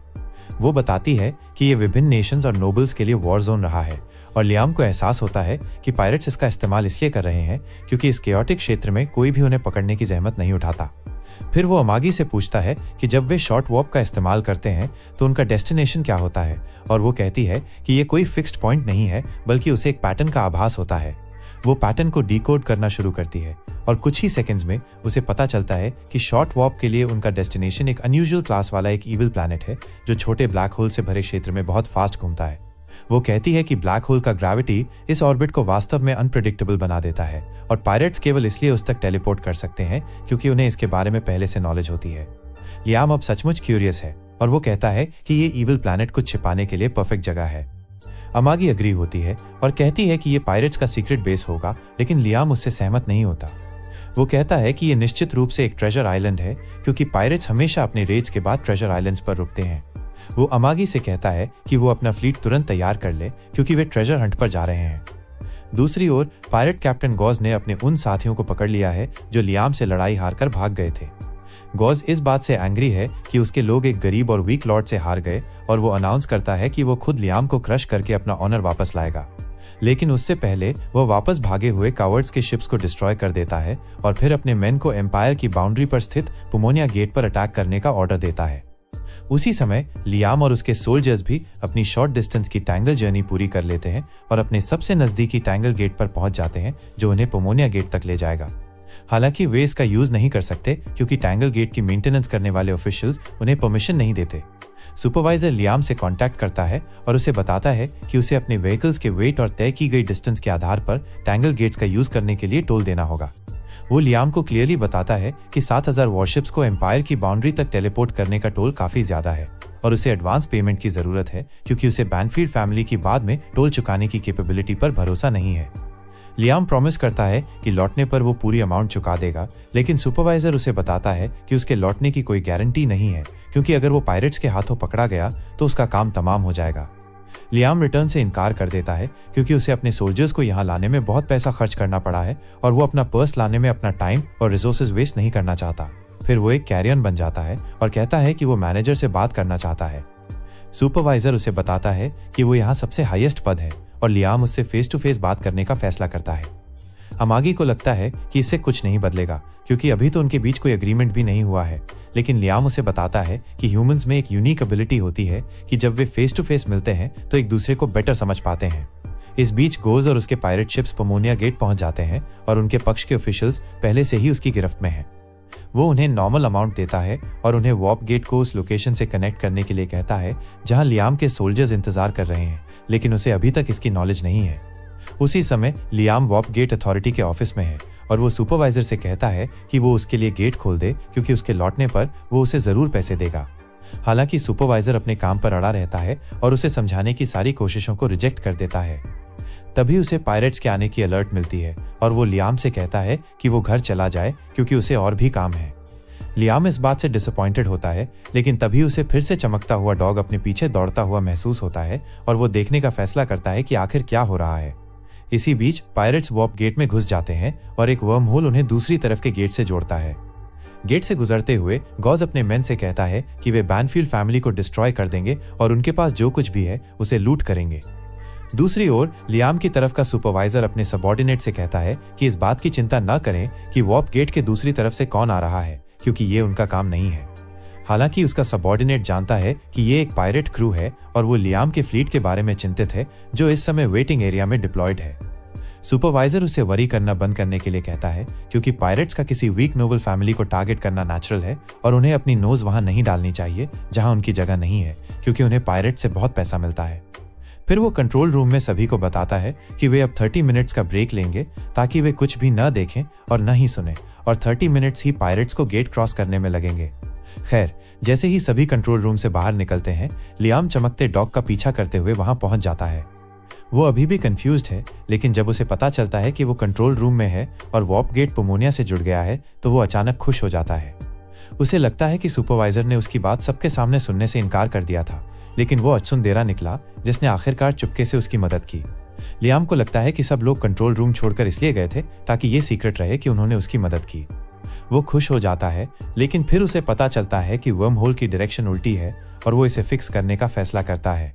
वो कंट्रोल पैनल पर बैठ जाता है और जोर से वर्म होल की डायरेक्शन उलट देता है, लेकिन इससे एक प्रॉब्लम पैदा हो जाती है और वर्म होल अलग हो जाता है, गोज और उसके फ्लीट को दूसरी डायरेक्शन में ले जाता है, जिसका उन्हें एहसास भी नहीं होता। तभी अमागी लियाम से कांटेक्ट करती है और उसे वापस लौटने के लिए कहती है, क्योंकि अब उन्हें वार्प गेट यूज करने की परमिशन मिल सकती है। वो तुरंत लौटता है और पूछता है कि उन्हें परमिशन कैसे मिलेगी, और अमागी कहती है कि उसने हेल्प के लिए नियाज से कांटेक्ट किया था और उसने उन्हें बताया कि वे 7th वेपन्स फैक्ट्री को गारंटर के रूप में इस्तेमाल कर सकते हैं। नियाज कहती है कि चूंकि उन्होंने अच्छा डील किया है, इसलिए वो कम से कम उसके लिए ये तो कर ही सकती है, और लियाम ये सुनकर खुश होता है। चूंकि अब कोई प्रॉब्लम नहीं है, इसलिए वो अपने फ्लीट को वार्प गेट में प्रवेश करने का ऑर्डर देता है। वे जल्द ही पोमोनिया गेट से बाहर निकल जाते हैं और लियाम अमागी को ऑर्डर देता है कि जैसे ही उनका पूरा फ्लीट इकट्ठा हो, वो ट्रेजर आइलैंड तक एक शॉर्ट डिस्टेंस की जर्नी शुरू करे। दूसरी ओर पायरेट्स इम्पेशेंट हो रहे हैं, क्योंकि उन्हें अब तक दूसरी तरफ पहुंच जाना चाहिए था, लेकिन वे अभी भी वर्म होल में फंसे हुए हैं। अचानक उन्हें पता चलता है कि वे एक गेट के पास पहुंच रहे हैं, लेकिन जैसे ही वे उससे बाहर निकलते हैं, उन्हें एहसास होता है कि वे बर्बाद हो चुके हैं। लियाम के इलाके के पास जाने के बजाय पायरेट फ्लीट शाही आर्मी के ट्रेनिंग ग्राउंड्स में पहुंच गया, जहां इस समय 70,000 रॉयल वॉरशिप्स डिप्लॉयड हैं। इस बीच लियाम का फ्लीट पूरी तरह से तैयार हो चुका है और वे शॉर्ट रेंज टैंगल का इस्तेमाल करके ट्रेजर आइलैंड तक पहुंचते हैं, जो पायरेट्स के शिप से भरा पड़ा है। अमागी ने अनुमान लगाया कि ट्रेजर आइलैंड के आसपास 20,000 पायरेट शिप्स हैं, लेकिन उनमें से ज्यादातर शिप्स में खड़े और इनएक्टिव हैं, क्योंकि उन्हें किसी के इतने पास आने की उम्मीद नहीं थी। ये लियाम के लिए अच्छी खबर है और वो अपने कॉम्बैट आर्मर पहनने का फैसला करता है और अमागी को बाकी सब मैनेज करने का ऑर्डर देता है। वो तुरंत फ्लीट को पायरेट्स के शिप्स पर फायरिंग करने का कमांड देती है। जैसे ही पायरेट्स के शिप्स तेजी से खत्म होते हैं, लियाम भी तैयार होकर बैटलफील्ड में उतर जाता है। वो उन पायरेट्स के खिलाफ लड़ता है जो उसके स्किल का कोई मुकाबला नहीं कर सकते, और फिर अपने रॉकेट पंचेस का इस्तेमाल करके पायरेट्स के शिप्स पर अटैक करता है और उनके जरूरी वायर्स खींचकर उन्हें ब्लो अप कर देता है। जल्द ही पूरा पायरेट फ्लीट खत्म हो जाता है और लियाम अमागी को ऑर्डर देता है कि वो सभी मेका सोल्जर्स को ट्रेजर प्लैनेट पर भेजे, ताकि वे जो कुछ भी पाएं उसे कलेक्ट कर सके। लियाम और उसके मेका वॉरियर्स ट्रेजर प्लैनेट पर अटैक करते हैं, उसकी आउटर सरफेस को डिस्ट्रॉय करके अंदर जाने का रास्ता बनाते हैं। प्लैनेट के अंदर एक साइंटिस्ट घबरा जाता है, क्योंकि लियाम की आर्मी के अटैक्स उनकी बची खुची डिफेंस सिस्टम को डिस्ट्रॉय कर देते हैं। वो कंट्रोल रूम की ओर जाता है, जहां उसे पता चलता है कि उन पर अटैक हो रहा है और प्लैनेट के चारों ओर गार्ड्स दे रहे सभी पायरेट शिप्स नष्ट कर दिए गए हैं। इस बीच लियाम आखिरकार प्लैनेट के अंदर पहुंच जाता है और उसका सामना कुछ मेका आर्मर्स पहने पायरेट से होता है। वो उन्हें खत्म करने में जरा भी टाइम वेस्ट नहीं करता, और जब तक उसकी आर्मी का कैप्टन वहां पहुंचता है, तब तक वो अपना काम कर चुका होता है। कैप्टन उसे बताता है कि उन्होंने अपनी तरफ के पायरेट्स का भी ध्यान रखा है, और लियाम उन्हें ट्रेजर रूम की तलाश करते हुए रास्ता साफ करते रहने का ऑर्डर देता है। अचानक उसे फिर से चमकता हुआ डॉग दिखाई देता है और वो उसके फुटप्रिंट्स पर चलने का फैसला करता है। ये सही डिसीजन साबित होता है, क्योंकि रास्ता उसे कंट्रोल रूम तक ले जाता है, जहां साइंटिस्ट और उसके साथी तुरंत सरेंडर कर देते हैं। लियाम इस रिजल्ट से खुश है और साइंटिस्ट से सारा ट्रेजर सौंपने को कहता है। उगो उससे पूछता है कि उसे किस तरह का ट्रेजर चाहिए, क्योंकि उसके पास वैल्यूएबल चीजें और पायरेट कैप्टन गोज द्वारा कलेक्टेड पेट्स हैं। लियाम सोचता है कि पहले देखा गया डॉग भी उन्हीं पेट्स में से एक होगा, और वो साइंटिस्ट से उनके बारे में और पूछता है। वो सोचने लगता है कि लियाम भी गोज की तरह एक ट्विस्टेड प्रेडेटर है, जिसे लोगों को अपने पेट्स बनाना पसंद है, और अगर वो चाहे तो पेट्स को अपने ओबीडियंट डॉग्स बनाने की पेशकश भी करता है।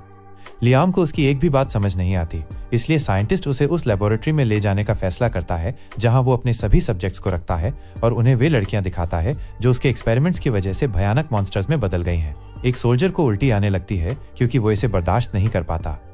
कैप्टन उसे वीक होने के लिए डांटता है। तभी लियाम आगे बढ़ता है और उसकी नजर एक स्पेशल टेस्ट सब्जेक्ट पर अटक जाती है। साइंटिस्ट उसे बताता है कि उसकी नजर अच्छी है, क्योंकि ये कैप्टन गोज की फेवरेट पेट है। वो बार बार चिल्लाता है कि ये लड़की उसकी उत्कृष्ट क्रिएशन है, और लियाम को अपनी पिछली लाइफ याद आती है, जहां उसके साथ इंसान से भी कम व्यवहार किया जाता था, और वो निराश हो जाता है। वो किसी कमीने को दूसरों को इस तरह नुकसान पहुंचाते हुए नहीं देख सकता, इसलिए वो साइंटिस्ट के सिर में गोली मार देता है, जबकि वो चिल्ला रहा होता है। फिर वो कमरे में इधर उधर देखने लगता है। तभी ऑक्टोपस जैसी दिखने वाली लड़की की आवाज, जिसकी आंखें हथेलियों में हैं, उस तक पहुंचती है। वो उससे पूछती है कि वो कौन है और लियाम उसे अपना इंट्रोडक्शन देते हुए कहता है कि उसने इस प्लैनेट पर कब्जा कर लिया है और इसके प्रभारी व्यक्ति को मार डाला है। ये सुनकर लड़की की आंखों में टीयर्स आ जाते हैं, क्योंकि उसे लगता है कि अब उसकी सफरिंग खत्म होने वाली है। वो लियाम से विनती करती है कि वो उसकी और बाकी लड़कियों की तकलीफें खत्म कर दे, क्योंकि वे फिर कभी ह्यूमन बनकर नहीं रह पाएंगी। हालांकि लियाम पूरे विश्वास के साथ कहता है कि वो सबको बचाएगा और बदले में उन्हें उसका ये एहसान चुकाना होगा। वो ये कहकर चला जाता है, अपने सोल्जर्स को ऑर्डर देता है कि वे एक डॉक्टर को बुलाएं और लड़कियों को उसके शिप तक पहुंचाएं ताकि उनका इलाज किया जा सके। लड़की उससे रुकने की विनती करती है, क्योंकि वो जानती है कि उसे बचाया नहीं जा सकता और कैप्टन को उस पर दया आती है, लेकिन वो लियाम के सीधे ऑर्डर्स की अवहेलना नहीं कर सकता। वो उसे अपना मन बदलने के लिए मनाने की कोशिश करता है, ये कहकर कि लड़कियों का इलाज करना आसान नहीं होगा, क्योंकि उन्हें अपने पूरे शरीर को रिवाइव करना होगा, जिसके लिए एक रेयर अमृत और कुछ बेहद स्किल्ड डॉक्टर्स की जरूरत होगी। वो कहता है कि इन सभी लड़कियों को बचाने की कीमत बिल्कुल भी चुकाई जा सकती है, लेकिन लियाम जवाब देता है कि वो अभी अच्छे मूड में है और कभी कभार कुछ अच्छे काम करने से कोई नुकसान नहीं होता।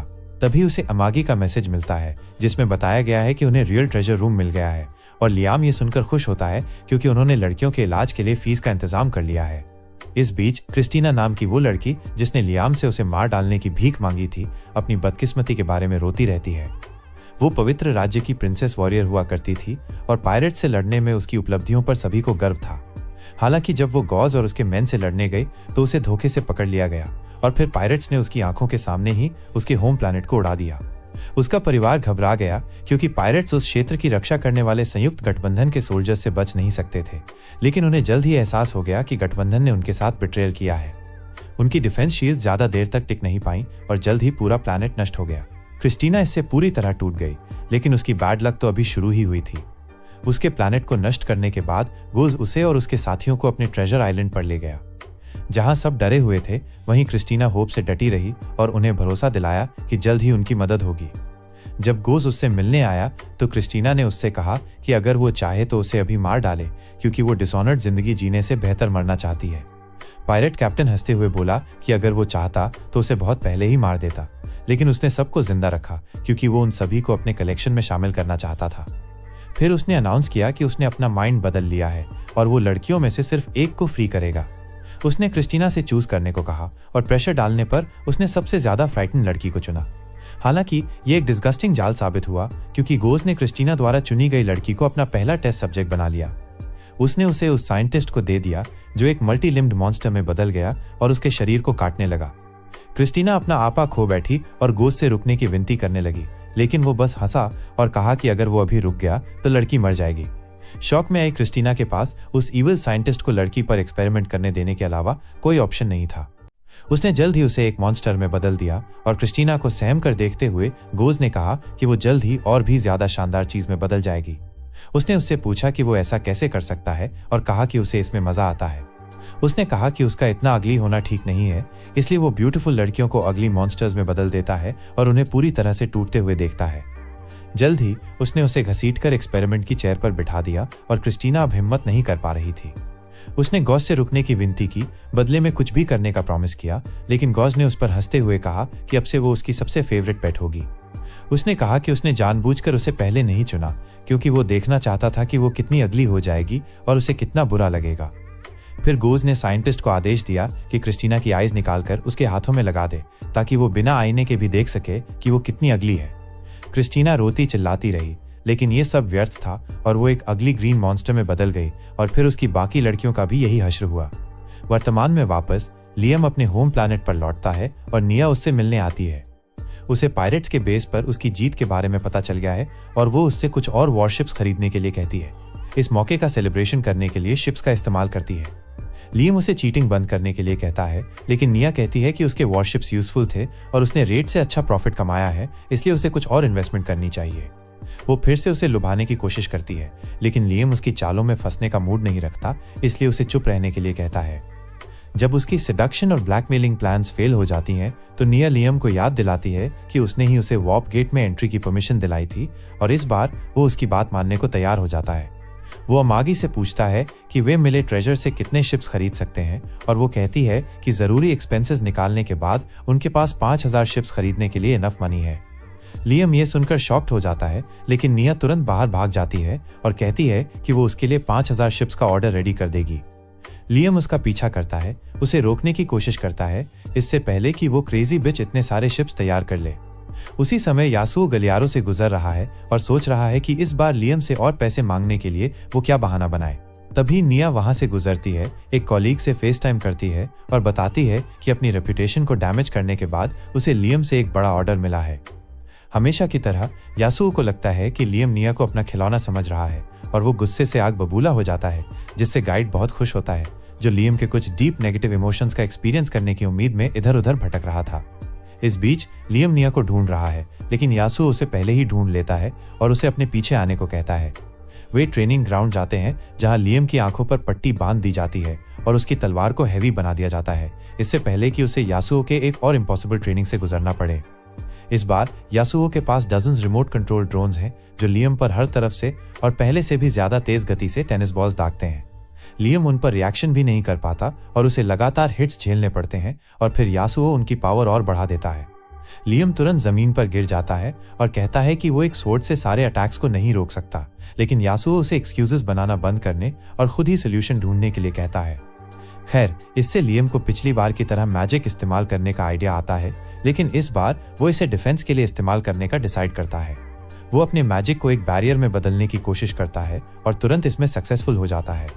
जैसे ही बैरियर सभी बॉल्स को रिफ्लेक्ट करता है, यासुओ हक्का बक्का होकर लियम को देखता है, फिर वो बैरियर का इस्तेमाल करके सभी बॉल्स को वापस उसी डायरेक्शन में भेज देता है जहां से वे आई थी और सभी ड्रोन्स नष्ट हो जाते हैं। फिर लियम अपनी आंखों से पट्टी हटाता है और यासुओ से पूछता है कि क्या उसने अच्छा किया, लेकिन यासुओ को खुद कई बॉल्स लगी हैं। ये जानकर कि लियम वाकई एक जीनियस है और वो जल्द ही उसकी ट्रिक को समझ लेगा, वो घबरा जाता है। उसे पहले से ही पता है कि लियम ने करप्ट ऑफिसर्स को मौत के घाट उतारा है और पायरेट्स के फ्लीट को अपने अधीन कर लिया है, और उसे डर है कि अगर लियम को सच्चाई पता चल गई तो वो उसे मार डालेगा।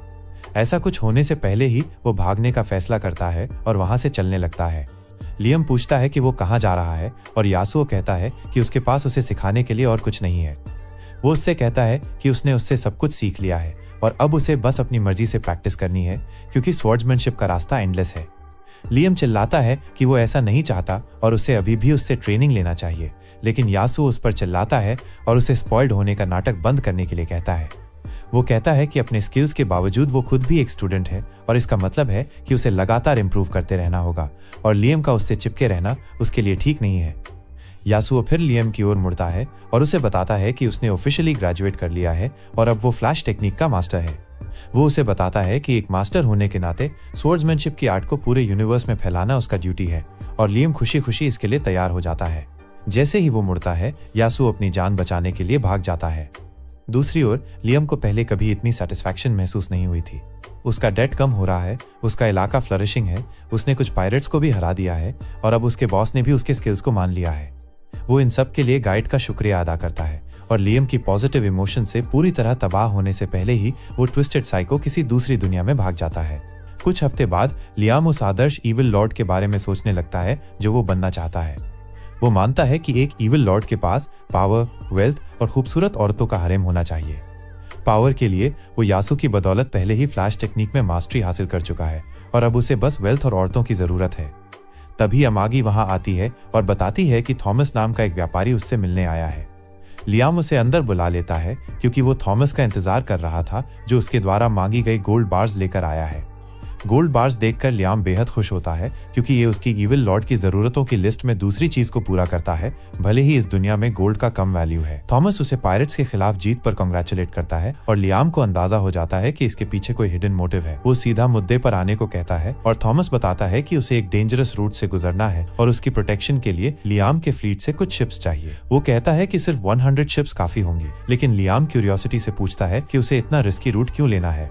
थॉमस बताता है कि उसके पास कोई ऑप्शन नहीं है क्योंकि पूरा ट्रेड रूट पायरेट्स के हमलों से प्रभावित है और कई मर्चेंट्स को भारी नुकसान हुआ है। लियाम उसकी चिंता समझकर अमागी से पूछता है कि क्या वे मर्चेंट दल के साथ 100 शिप्स भेज सकते हैं।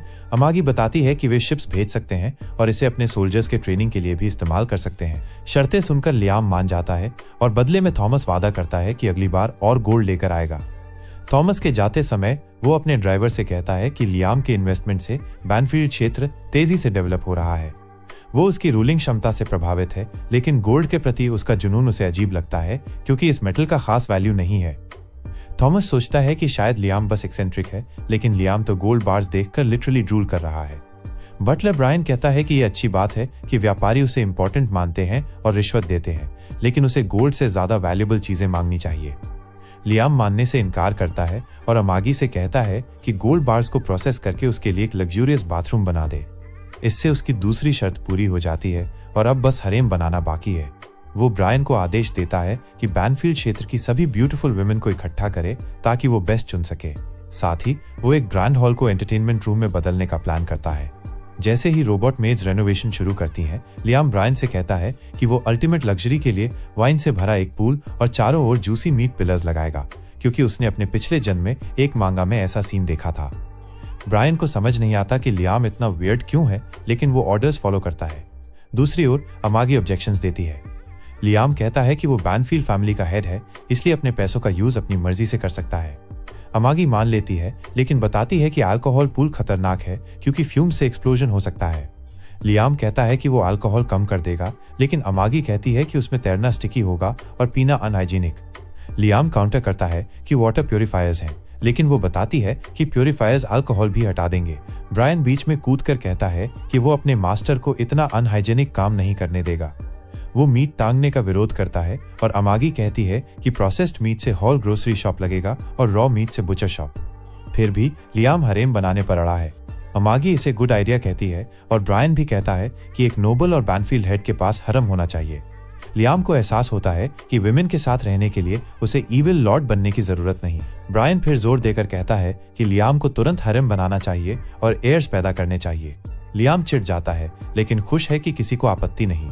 वो कहता है कि उन्हें तुरंत सुंदर महिलाओं की तलाश शुरू करनी चाहिए। ब्रायन पूछता है कि हैरम कितना बड़ा चाहिए और ड्रामेटिक टोन में लियाम कहता है 100 वुमेन। ब्रायन हैरान होता है, लेकिन उसकी सोच के विपरीत ये नंबर उसे कम लगता है। अमागी भी इस बात से एग्री करती है, कहती है कि उन्होंने 10,000 कैंडिडेट्स को शॉर्टलिस्ट किया है और वो फर्स्ट बैच के पहले 1000 लोगों को बुलाने की प्लान बना रही है। ये सुनकर लियाम थोड़ा नर्वस हो जाता है, लेकिन ब्रायन उसे बार बार प्रेस करता है। कहता है कि उसे अपने हरेम में ज्यादा से ज्यादा औरतें रखनी होगी ताकि वो उनमें से अपने लिए परफेक्ट लड़की ढूंढ सके। वो लगातार उसे कहता है कि जल्दी से लाइफ पार्टनर ढूंढ ले, लेकिन लियाम साफ कहता है कि अमागी ही उसके लिए आइडियल महिला है और वो हमेशा उसकी बेस्ट फ्रेंड रहेगी। जहां तक हरेम की बात है, अमागी उसे लिस्ट देती है और कहती है कि जिसे भी पसंद करे उसे राइट स्वाइप कर दे और वे उसे तुरंत पैलेस में बुला लेंगी। वो बताती है कि कोई भी महिला उसके हरेम में शामिल होने का इनविटेशन पाकर लकी महसूस करेगी, क्योंकि वो इस रीजन का मास्टर है। लेकिन यही बात लियाम को सबसे ज्यादा डिस्टर्ब करती है। वो अमागी और ब्रायन से कहता है कि उसे ऐसी महिलाएं नहीं चाहिए जो इस रोल में खुशी खुशी आ जाए। इसके बजाय वो एक विकेड लॉर्ड बनना चाहता है और महिलाओं को अपने हरम का हिस्सा बनने के लिए फोर्स करना चाहता है, चाहे उन्हें ये पसंद हो या नहीं। ब्रायन उसकी सोच से शॉक्ड है, लेकिन लियाम पीछे हटने को रेडी नहीं है।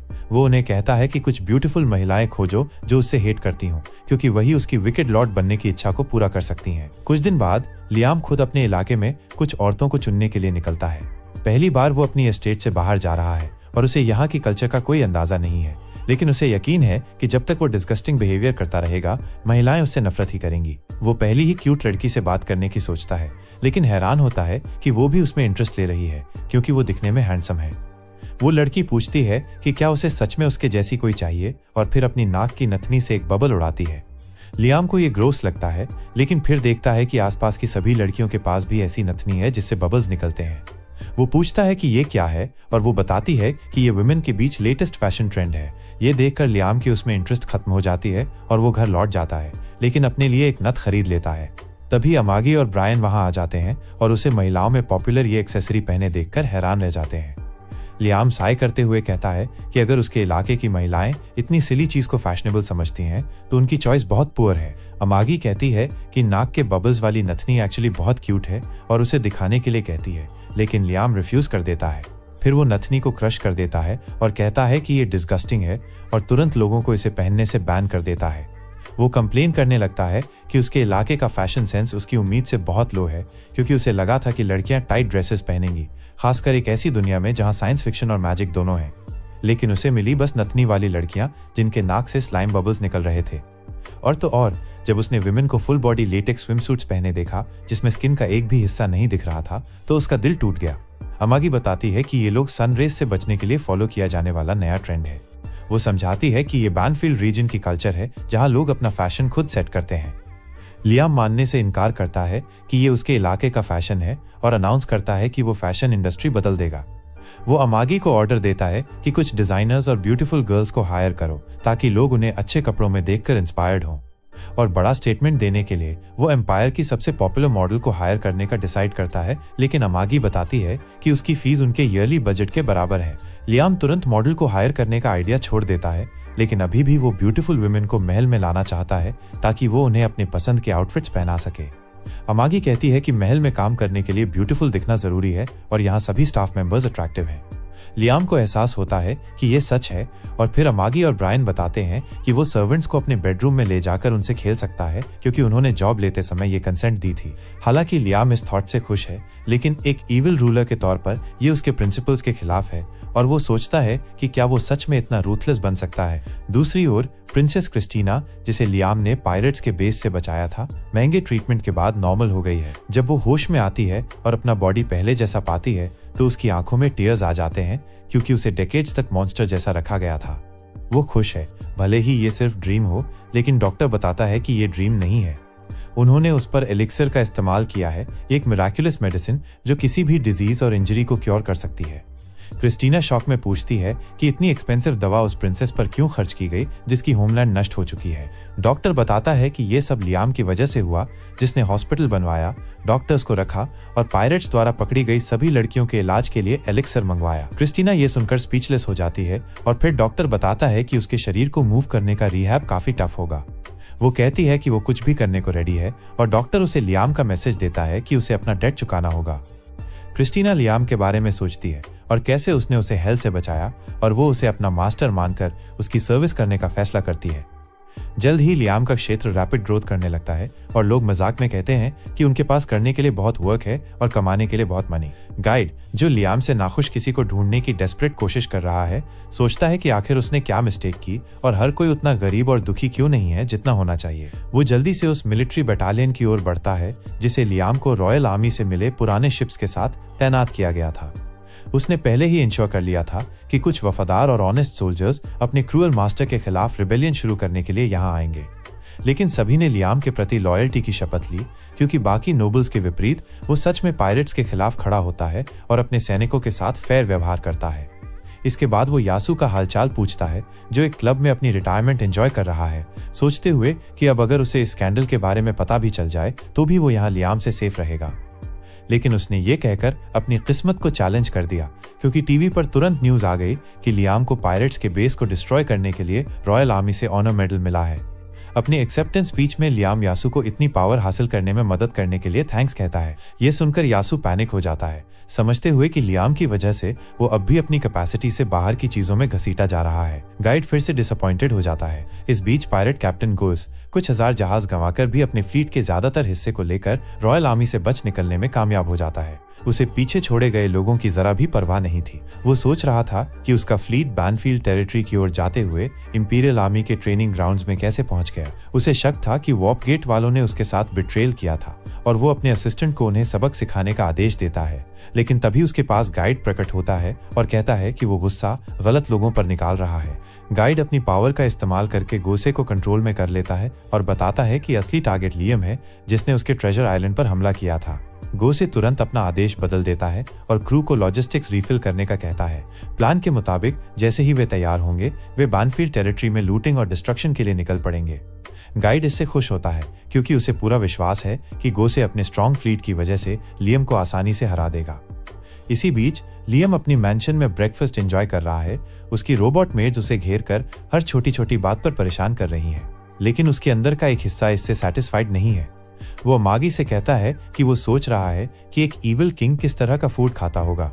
उसके हिसाब से एक इविल किंग ढेर सारा मीट खाता है और ब्यूटीफुल वुमेन उससे और उसके आदमियों से क्लिंग करती हैं। और मागी उससे पूछती है कि क्या वो अब भी लेक ऑफ लिकर और टावर ऑफ मीट बनाने की प्लान पर है, तो लियम कहता है कि उसने वो आइडिया छोड़ दिया है।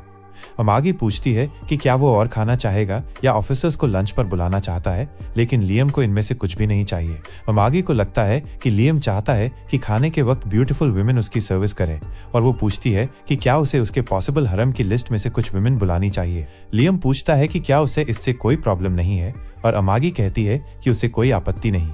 लियम गुस्सा होकर पूछता है कि क्या उसे कोई दूसरी औरत मिल सकती है, तो अमागी जवाब देती है कि उसके पास अभी पहली भी नहीं है, इसलिए ग्रामर के हिसाब से दूसरी कैसे होगी। लियम कहता है कि उसके पास वो है, लेकिन अमागी कहती है कि वो टेक्निकली औरत नहीं है क्योंकि वो रोबोट है। लियम को मनचाहा आंसर नहीं मिलता तो अमागी कहती है कि उसे हेयर पैदा करने के लिए रियल वाइफ की जरूरत है, लेकिन उसे जो अच्छा लगे उससे उसे कोई फर्क नहीं पड़ता। फिर वो लियम को फाइनेंशियल ईयर की रिपोर्ट दिखाती है और बताती है कि पायरेट्स के ट्रेजर ने उनकी इकोनॉमी को स्ट्रेंथन किया है। उन्होंने अपने डेट्स का बड़ा हिस्सा चुका दिया है और कुछ इंटरेस्ट भी बचाया है। लियम हैरान होता है कि उसके पिता और दादा ने इतना लोन लिया था कि पायरेट्स का खजाना भी उसे पूरा नहीं चुका पाया। अमागी कहती है कि उनका टेरिटरी स्टेडीली ग्रो कर रहा है और जल्द ही डेट्स खत्म हो जाएंगे। लियम साय करते हुए कहता है कि उसने सोचा था कि इविल लॉर्ड बनने के बाद वो पैसे खुद पर खर्च करेगा, लेकिन पहले उसे लोन्स रीपे करने होंगे। अमागी पूछती है कि एक इविल किंग के तौर पर वो क्या करना चाहेगा। लियम कहता है कि शायद उसे लोगों को परेशान करने के लिए टैक्सेस बढ़ा देने चाहिए। अमागी वार्निंग देती है कि शॉर्ट टर्म में तो इनकम बढ़ेगी, लेकिन लॉन्ग टर्म में ये टेरिटरी की ग्रोथ को हर्ट करेगा। लियम फिर साय करता है और अमागी पूछती है कि क्या वो अपने करंट लाइफ से डिससैटिस्फाइड है। वो कहता है कि वो काफी सेटिस्फाइड है, उसके पास पावर है, वेल्थ है और अमागी भी है। आगे चलकर वो अपनी स्ट्रेंथ का इस्तेमाल लाइफ एंजॉय करने के लिए करेगा, चाहे नतीजे कुछ भी हों। उसे लगता है कि अमागी उसकी बात समझेगी नहीं, लेकिन वो अग्री करते हुए कहती है कि भले ही वो उसके ड्रीम्स या एम्बिशंस को न समझे, वो हमेशा उसके साथ रहेगी और इंश्योर करेगी कि वो उन्हें हासिल करे। तभी ब्रायन थ्रोन रूम में दौड़ता हुआ आता है और लियम को अर्जेंट न्यूज देता है। पायरेट्स ने उन पर वॉर डिक्लेयर कर दिया है और उनके शिप्स सोलर सिस्टम के एज पर इकट्ठा हो रहे हैं। रेडार देखकर लियम को लगता है कि पायरेट्स का इस तरह ओपनली वॉर डिक्लेयर करना अनयूजुअल है, क्योंकि वे ज्यादातर कनिंग और कावर्डली होते हैं। अमागी कहती है कि शायद वे उन्हें टाइम दे रहे हैं ताकि लोग उनसे और डरें। वो समझाती है कि चूंकि लियम ने उनका ट्रेजर लूट किया है, वे प्रॉपर रिवेंज लेना चाहते हैं और बस किल कर देना उनके स्टाइल में नहीं है। लियम अग्री करते हुए कहता है कि जो साइको अपने प्रिजनर्स को टॉर्चर करता है और उनके बॉडीज में बदलाव करता है, वो बदला लेने का कोई ट्विस्टेड तरीका जरूर अपनाएगा। अमागी आगे कहती है कि अगर उन्होंने औपचारिक रूप से वॉर डिक्लेयर की है तो उन्हें अपनी कैपेबिलिटीज पर पूरा कॉन्फिडेंस है। ये सुनकर लियम थोड़ा चिंतित हो जाता है और ब्रायन मिलिट्री लीडर्स के साथ मीटिंग बुलाने का फैसला करता है। मीटिंग में ब्रायन सभी को पायरेट कैप्टन गोज के बारे में बताता है, जिसके ट्रेजर आइलैंड पर उन्होंने रेड किया था। वो बताता है कि गोज एक डेंजरस समुद्री डाकू के रूप में जाना जाता है और एम्पायर ने उसके सिर पर भारी बाउंटी रखी है। लियाम पूछता है कि क्या उन्हें और कुछ पता है और ब्रायन बताता है कि गोज ने डिमांड की है कि वे उसके आइलैंड से लूटा गया सारा खजाना वापस कर दें। इसके अलावा वो अच्छे दिखने वाले लोगों को हॉस्टेज बनाना चाहता है। ये सुनकर लियाम को गुस्सा आ जाता है और जहां ब्रायन सोचता है कि ये अपने लोगों की चिंता की वजह से है, वहीं लियाम असल में जेलस है। गोज अपनी पावर का मिसयूज करके धन उगाही और लोगों का अपहरण कर रहा है और यही तो एक टिपिकल दुष्ट सरदार का काम है। चूंकि पायरेट्स का कैप्टन उससे भी ज्यादा रूथलेस है, इसलिए लियाम फैसला करता है कि वो ऐसा नहीं होने देगा। इस बीच उसका एक मिनिस्टर सुझाव देता है कि वे पायरेट से नेगोशिएशन करें, क्योंकि बैटल में वे निश्चित रूप से हार जाएंगे। लेकिन मिलिट्री जनरल उसकी बात से अग्री नहीं होता। वो कहता है कि अगर वो उनकी डिमांड्स मान भी ले तो भी इस बात की कोई गारंटी नहीं है कि पायरेट्स उन्हें छोड़ देंगे और दोनों के बीच हीटेड आर्ग्यूमेंट शुरू हो जाती है। लियाम पायरेट्स के शिप्स की संख्या के बारे में पूछता है और उसे पता चलता है कि उनके पास 30,000 जहाजों का बेड़ा है, जबकि उसकी नेवी इस समय केवल 5,000 जहाज तैनात कर सकती है। सेनापति कहता है कि उन्हें अपने प्लानेट की रक्षा करनी चाहिए, लेकिन मिनिस्टर कहता है कि उन्हें बात करनी चाहिए और एम्पायर से हेल्प का इंतजार करना चाहिए। दोनों में फिर से बहस शुरू हो जाती है, लेकिन लियाम को इसमें कोई इंटरेस्ट नहीं है। वो गोज पर रखी बाउंटी के बारे में सोचने लगता है, जो एक अमाउंट तो है, लेकिन इतनी बड़ी नहीं कि उसके 30,000 जहाजों के फ्लीट से लड़ने का रिस्क लिया जा सके। वो कहता है कि अगर उसकी बाउंटी ज्यादा होती तो शायद वो कोशिश करता।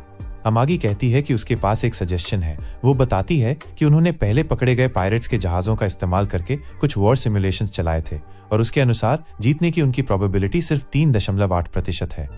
ये सुनकर ब्रायन डिसअपॉइंटेड हो जाता है और कहता है कि अगर 7th वेपन फैक्ट्री का स्पेशल हथियार पूरा हो जाता तो शायद उनके पास चांस होता। जैसे ही वो लियाम को इसके बारे में बताना शुरू करता है, समय अचानक फ्रीज हो जाता है। लियाम अमागी को जगाने की कोशिश करने के बाद इसकी पुष्टि करता है और फिर वो इधर उधर देखने लगता है, ये सोचकर कि क्या होने वाला है।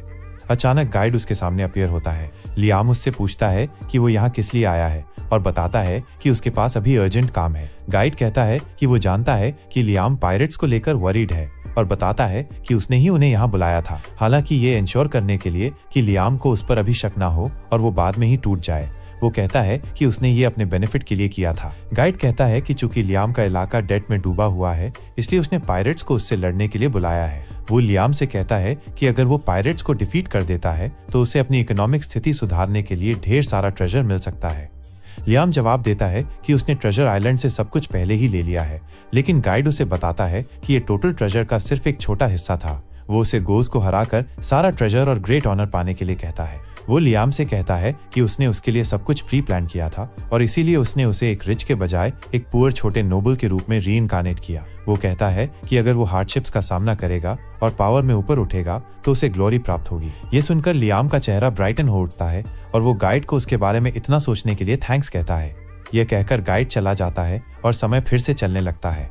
ब्रायन अचानक लियाम को नए वेपन के बारे में बताना पूरा करता है। 7th फैक्ट्री विकसित हो रही थी, लेकिन लियाम को उसका लंबा नाम पसंद नहीं आया। खैर, वो अनाउंसमेंट करता है कि वे पायरेट कैप्टन गोज और उसके फ्लीट को डिफीट करेंगे। मिनिस्टर उसे बताता है कि ये सही डिसीजन नहीं है, लेकिन लियाम उसे याद दिलाता है कि डिसीजन लेने का पूरा राइट उसके पास है और उसके पास उसकी बात मानने के अलावा कोई ऑप्शन नहीं है। जल्द ही प्रिपरेशंस पूरी हो जाती हैं और ब्रायन अभी भी इस बात से नर्वस है कि जैसे ही उनका इलाका स्टेबल होने की राह पर था, वे पायरेट से वॉर करने जा रहे हैं। अमागी उसे काम रहने के लिए कहती है क्योंकि वे अभी हारे नहीं है और लियाम ने पायरेट से लड़ने का सही डिसीजन लिया है। ब्रायन उसे याद दिलाता है कि उसने खुद एनालिसिस किया था कि पायरेट्स के खिलाफ उनकी जीत की संभावना लगभग 4% है, लेकिन अमागी जवाब देती है कि उसके डेटा के अनुसार गोज पायरेट्स का दल सरेंडर करने के बाद भी पूरे प्लैनेट्स को मिटा देता है। वो कहती है कि जीतने की सिर्फ 4% चांस भी हार मानने से बेहतर है और ब्रायन सोचता है काश लियाम 100 ईयर्स पहले पैदा होता, क्योंकि तब उनके पास पायरेट से लड़ने की पूरी तैयारी होती। खैर, लियाम सोचता है कि प्रिपरेशन का समय कमजोरों के लिए होता है। असली वॉरियर्स वो हैं जो अपनी जान की बाजी लगाकर लड़ते हैं।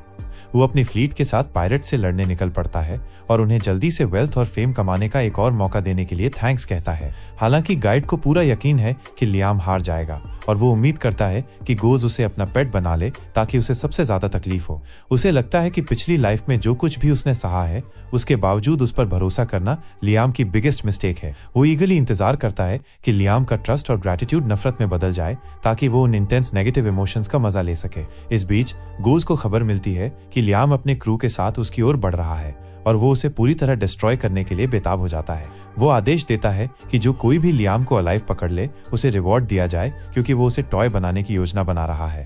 दूसरी ओर लियाम के अंडर सैनिकों को बैटल के बारे में सर्टेनिटी नहीं है, लेकिन उन्हें उस पर ट्रस्ट है। हालांकि 3 दिन बीत जाने और एक्शन शुरू न होने पर लियाम जल्दी ही बोर्ड हो जाता है। वो पूछता है कि वे अभी से एक दूसरे पर फायरिंग क्यों नहीं शुरू कर देते और क्रू उसे बताता है कि वॉर शुरू हो चुका है, लेकिन इस समय ये ज्यादा स्ट्रेटेजिक है। वे उसे बताते हैं कि एनिमीज की संख्या के कारण वे पहले से ही नुकसान में हैं और लियाम समझ नहीं पाता कि असली लड़ाई शुरू होने से पहले ये कैसे पॉसिबल है। वो कहता है कि वे एनिमी को देख भी नहीं पा रहे हैं और जहाज का कैप्टन उसे बताता है कि स्पेस में अपने एनिमी शिप को देखना नियर कॉम्बैट के बराबर है। लियाम को मिलिट्री टॉक से कोई फर्क नहीं पड़ता, क्योंकि वो बस फायरवर्क्स शुरू करना चाहता है। वो कहता है कि जब जहाज का रेडार उन्हें एनिमी के आने की चेतावनी दे तो उन्हें तुरंत आगे बढ़ना चाहिए।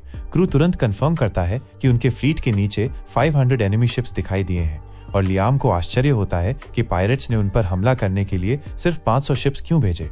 क्रू उसे बताता है कि ये शिप्स उन सोल्जर्स के हैं जिन्होंने पायरेट्स के सामने सरेंडर कर दिया था और बचने के लिए उनके साथ ज्वाइन होना पड़ा। वे बस डिस्पोजेबल पॉन्स हैं जिन्हें लियाम के फ्लीट को तोड़ने के लिए अटेंशन डाइवर्जन के रूप में भेजा गया है। लियाम गोज पर अपने क्रू के सबसे लो रैंक मेंबर्स को बेट के रूप में इस्तेमाल करने के लिए नाराज है, लेकिन जैसे ही वे उस पर हमला करते हैं वो एनिमी शिप्स को डिस्ट्रॉय कर देता है। हालांकि इससे क्रू फॉर्मेशन में एक छोटा गैप बन जाता है और इसी मौके का फायदा उठाकर गोज अपने फ्लीट को एडवांस करने का आदेश देता है। जवाब में लियाम की फोर्सेस पीछे हटने लगती हैं और गोज को लगता है कि वे उनसे डर गए हैं। उसका फ्लीट उनका पीछा करता है, लेकिन तभी अचानक आगे के शिप्स मैजिकली हिडन कुछ माइन से टकरा जाते हैं।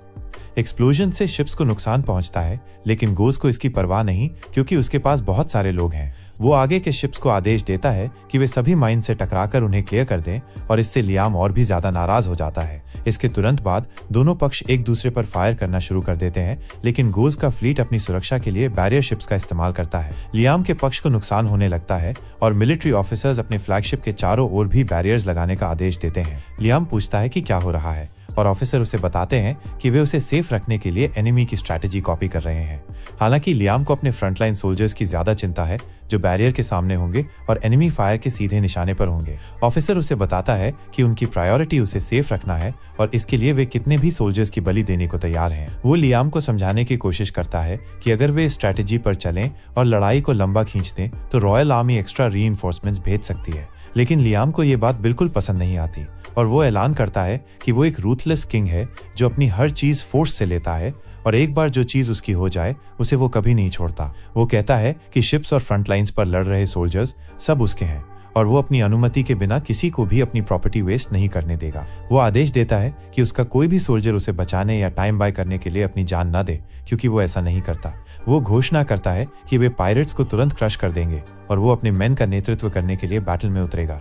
लियाम अमागी को अपना मेचा आर्मर तैयार करने का आदेश देता है और जब मिलिट्री ऑफिसर आर्ग्यू करने की कोशिश करता है तो लियाम उसे बताता है कि उसे डिमोट कर दिया गया है और उसकी जगह अमागी इस फ्लीट की कमांडर है। अमागी तुरंत काम में लग जाती है और जीतने की बेस्ट स्ट्रैटेजी बनाती है। वो सभी शिप्स को एडवांस करने का आदेश देती है और आर्मी ऑफिसर्स ये सुनकर कंफ्यूज्ड हो जाते हैं, लेकिन लियाम उन्हें अपनी मेड रोबोट की बात सुनने के लिए कहता है क्योंकि अब वही बॉस है और ये कहकर वो बैटल के लिए तैयार हो जाता है। इस बीच अमागी हेल्म संभालती है और सभी शिप्स को फुल स्पीड से आगे बढ़ने और उसके लीड का पालन करने को कहती है।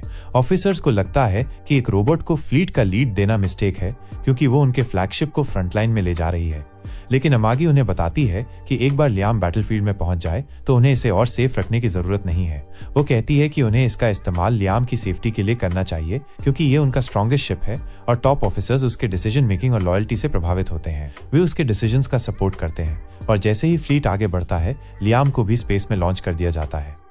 फिर वो शॉर्ट रेंज वॉर्प का इस्तेमाल करके पायरेट्स के क्रू के ठीक बीच में पहुंच जाता है और सोचता है कि क्या लियाम किसी शिप को एक्सप्लोड कर उसे नुकसान पहुंचाने के लिए सुसाइड अटैक करने की कोशिश कर रहा है। वो सभी को वॉर्प गेट से निकलते शिप पर एम करने का आदेश देता है, लेकिन वो शॉक में रह जाता है जब देखता है कि केवल लियाम ही अपनी मेचा नाइट में दिखाई देता है। वो आसानी से पायरेट्स के शिप्स के अटैक्स को डॉज करता है और उन्हें शूट करना शुरू कर देता है और तभी उसका फ्लीट भी बैटलफील्ड में पहुंच जाता है। वे अपने सभी मेचानाइट्स डिप्लॉय करते हुए पायरेट्स के शिप्स पर फायर शुरू कर देते हैं और गॉज भी अपने मेचानाइट्स भेजकर जवाब देता है, लेकिन वे लियाम के सामने कुछ नहीं कर पाते जो आसानी से उनकी संख्या को श्रेड करता है और फिर पायरेट्स के शिप्स पर हमला करने के लिए अपनी प्लाज्मा कैनन्स बुलाता है। उसके ब्रूटल अटैक्स की बदौलत पायरेट्स की फॉर्मेशन टूटने लगती है और अमागी को एक ओपनिंग दिखाई देती है। वो सभी शिप्स को पायरेट्स की फॉर्मेशन के बीच से तेजी से निकलने का आदेश देती है और इस बीच मेकानाइट्स आपस में लड़ते रहते हैं। लियाम की प्लाज्मा कैनन्स का एम्यूनिशन खत्म हो जाता है। तभी अचानक एक हाई रैंक पायरेट नाइट उस पर हमला कर देता है। लियाम इस नए एनिमी के साथ मजे करने का फैसला करता है जो थोड़ा ज्यादा रेजिस्टेंस दिखाता है और जब वो एक पायरेट नाइट से स्वॉर्ड्स क्लैश करता है तो उसे पता चलता है कि वो काफी स्किल्ड है। पायरेट नाइट भी उसकी स्वॉर्ड्समैनशिप से प्रभावित होकर पूछता है कि वो किस स्कूल में ट्रेंड था। लियाम जवाब देता है कि उसने पाथ ऑफ फ्लैश से शिक्षा ली है, दुनिया की सबसे बेहतरीन तलवारबाजी स्टाइल। लेकिन पायरेट वॉरियर उसे बताता है कि अपने वर्षों के अनुभव में उसने इस नाम को कभी नहीं सुना। वो इसे नकली टेक्निक कहकर मजाक उड़ाता है। लियाम उसकी बात पर ध्यान नहीं देता और एक स्पेशल मूव चलाता है। उस चाल से पायरेट तुरंत मारा जाता है, लेकिन तभी उसे रिग्रेट होने लगता है। अगर सब दुश्मन एक ही मूव में मर गए तो पाथ ऑफ फ्लैश की महानता का नाम कौन फैलाएगा। तभी और पायरेट नाइट्स उसे घेर लेते हैं और ताने कसते हैं कि वो तो बस एक गरीब लॉर्ड है पर इतना ताकतवर है। लियाम को गुस्सा आता है क्योंकि उसे पॉपर कहलाना बिल्कुल पसंद नहीं। वो फिर से अपनी अल्टीमेट मूव चलाता है और सबको खत्म कर देता है। बार बार वही मूव इस्तेमाल करते हुए वो दर्जनों दुश्मनों को काट गिराता है, लेकिन तभी उसका मेका आर्मर अलर्ट देता है कि उसका राइट आर्म डैमेज हो गया है ज्यादा जोर डालने से। लियाम समझता है कि उसका आर्मर उसकी फाइनल स्किल के साथ सिंक नहीं कर पा रहा। तभी और दुश्मन नाइट्स उस पर टूट पड़ते हैं। वे चारों ओर से उस पर हमला करते हैं और शील्ड्स खोकर लियाम घिर जाता है। उसके सोल्जर्स भी पीछे धकेले जाने लगते हैं और अमागी कैलकुलेशन करती है। अब उनकी जीत की संभावना बस 1% बची है। ये जानते हुए भी लियाम पूरी ताकत से लड़ता रहता है, मगर ये काफी नहीं। जल्द ही वो खुद को पूरी तरह सराउंडेड पाता है। तभी अचानक रीइंफोर्समेंट पहुंचती है और उसके पीछे के दुश्मन नाइट्स एक ही ब्लास्ट में ढेर हो जाते हैं। लियाम सोचता है, अब बैटलफील्ड में कौन आ गया। जैसे ही स्मोक और एक्सप्लोजन्स कम होते हैं, वो प्रिंसेस क्रिस्टीना को देखता है अपने मैक नाइट के साथ। हालांकि उसका रिकवरी अभी पूरा नहीं हुआ है, फिर भी वो लियाम की मदद करके उसका कर्ज चुकाना चाहती है। उसके साथ पूरी एलीट यूनिट भी होती है। वे तुरंत बैटलफील्ड में कूदते हैं और क्रिस्टीना दुश्मनों को अनिहिलेट करने का आदेश देती है। उनकी यूनिट दुश्मन नाइट्स ही नहीं बल्कि उनके शिप्स तक को डिस्ट्रॉय करने लगती है। यहाँ क्रिस्टीना का असली रूप दिखता है। उसके सुंदर चेहरे के पीछे छिपी है ब्लड थर्स्टी मैडनेस, जिसे पायरेट्स को क्रश करने में मजा आता है। लियाम उसके स्किल से प्रभावित है, लेकिन वो ये भी नहीं चाहता कि स्पॉटलाइट उससे छिन जाए। वो अपना रॉकेट पंच निकालता है और उसे चलाने के बजाय मैक में फिट कर लेता है। उसे अपना नया हाथ बना लेता है। जैसे ही वो उसे कंट्रोल करता है, उसे एक स्पेसशिप का हिस्सा दिखता है। वो अपने लेजर से उसे एक विशाल तलवार में बदल देता है। अब अपनी नई स्ट्रॉन्ग आर्म और लेजर स्वॉर्ड के साथ लियाम एक और अल्टीमेट स्ट्राइक छोड़ता है। उसके प्रहार से न सिर्फ पायरेट नाइट्स बल्कि पूरे बैटलशिप्स तक नष्ट हो जाते हैं। एक ही वार से पायरेट्स की पूरी फ्लीट हिल जाती है। वे डर के मारे कांप उठते हैं। अमागी कैलकुलेट करती है कि अब जीत की संभावना 83% तक बढ़ गई है। वो पूरे फ्लीट को आदेश देती है कि एनिमी के एक स्पेसिफिक हिस्से पर फोकस फायर करें। इस बीच लियाम अपनी वन यूज आर्म छोड़ देता है, दूसरी तलवार समन करता है और सीधे गोज के फ्लैगशिप की ओर दौड़ता है। उसका इरादा है उसे पकड़ना और पूरी गैलेक्सी में अपना नाम चमकाना। वो रास्ते में पायरेट्स को ऐसे काटता है मानो बटर हो और हंसते हुए कहता है कि इनके बाउंटीज इकट्ठे करके पॉकेट मनी कमाना बहुत आसान है। प्रिंसेस क्रिस्टीना पूरी तरह उसकी डिवोटी बन चुकी है और हर दिन उसकी पूजा करने की कसम खाती है। लेकिन जैसे ही कुछ और पायरेट नाइट्स उस पर वार करते हैं, उसका व्यक्तित्व बदल जाता है। वो एक क्वांग ब्लड हंग्री बीस्ट में बदल जाती है। लियाम उस पर ध्यान नहीं देता क्योंकि उसका फोकस सिर्फ पायरेट्स को क्रश करना और उनसे बदला लेना है, जिन्होंने उसकी पिछली लाइफ को दुखों से भर दिया था। तभी अमागी चेतावनी देती है कि ऊपर से एक और एनिमी स्क्वाड आ रहा है। पायरेट्स उस पर मिसाइल्स दागते हैं, लेकिन लियाम वो डिफेंसिव बैरियर एक्टिवेट कर देता है जो उसने यासु के ट्रेनिंग के दौरान सीखा था और सब रोक देता है। जैसे जैसे वो एनिमी फ्लीट को डिस्ट्रॉय करता जाता है, उसकी ओन आर्मी के ऑफिसर्स और क्रू इंस्पायर्ड होते जाते हैं। वे सोचते हैं अगर लियाम किसी नोबल हाउस में पैदा नहीं हुआ होता तो बस एक ऑर्डिनरी टीन होता। वो एक गरीब कर्ज में डूबे नोबल फैमिली में पैदा हुआ था, जहां पेरेंट्स ने उसे छोड़ दिया था। लेकिन उसने हार नहीं मानी, संघर्ष किया और हालात बदल दिए। ऑफिसर्स को लगता है कि उन्हें रॉयल आर्मी से इसलिए हटाया गया था क्योंकि उन्होंने करप्शन के खिलाफ आवाज उठाई थी, लेकिन ये एक्चुअली ब्लेसिंग निकला क्योंकि अब उन्हें इतना केपेबल लीडर मिला। वे भावुक हो जाते हैं क्योंकि उन्होंने कभी किसी लॉर्ड को फ्रंट लाइंस पर अपनी प्रजा के लिए जान रिस्क करते नहीं देखा। इस बीच लियाम फ्लैगशिप तक पहुंच जाता है, लेकिन जैसे ही वो हमला करता है, सपोर्टिव शिप्स अपनी शील्ड्स एक्टिवेट कर देते हैं और उसके अटैक्स रोक देते हैं। ऊपर से पायरेट्स जैमिंग डिवाइस इस्तेमाल कर रहे हैं, जिससे वो बैरियर क्रॉस भी नहीं कर पा रहा।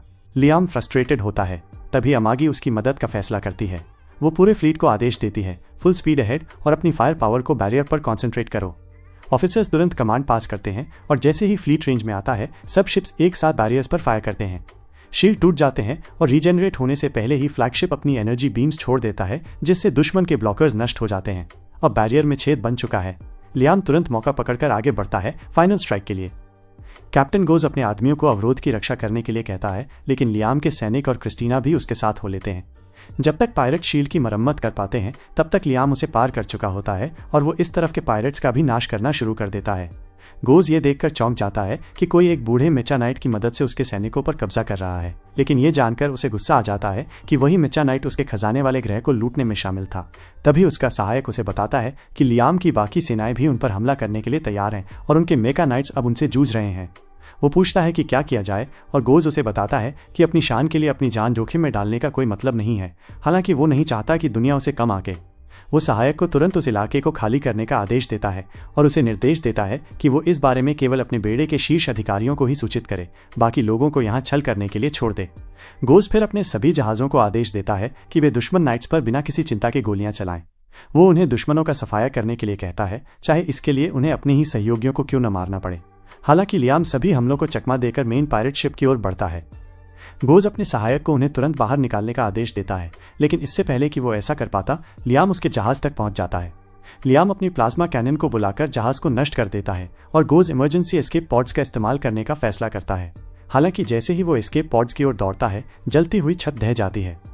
लियाम भागने की कोशिश करने वाले किसी भी व्यक्ति को गोली मार देता है ताकि पायरेट्स को पता चल सके कि उन्होंने किससे पंगा लिया है।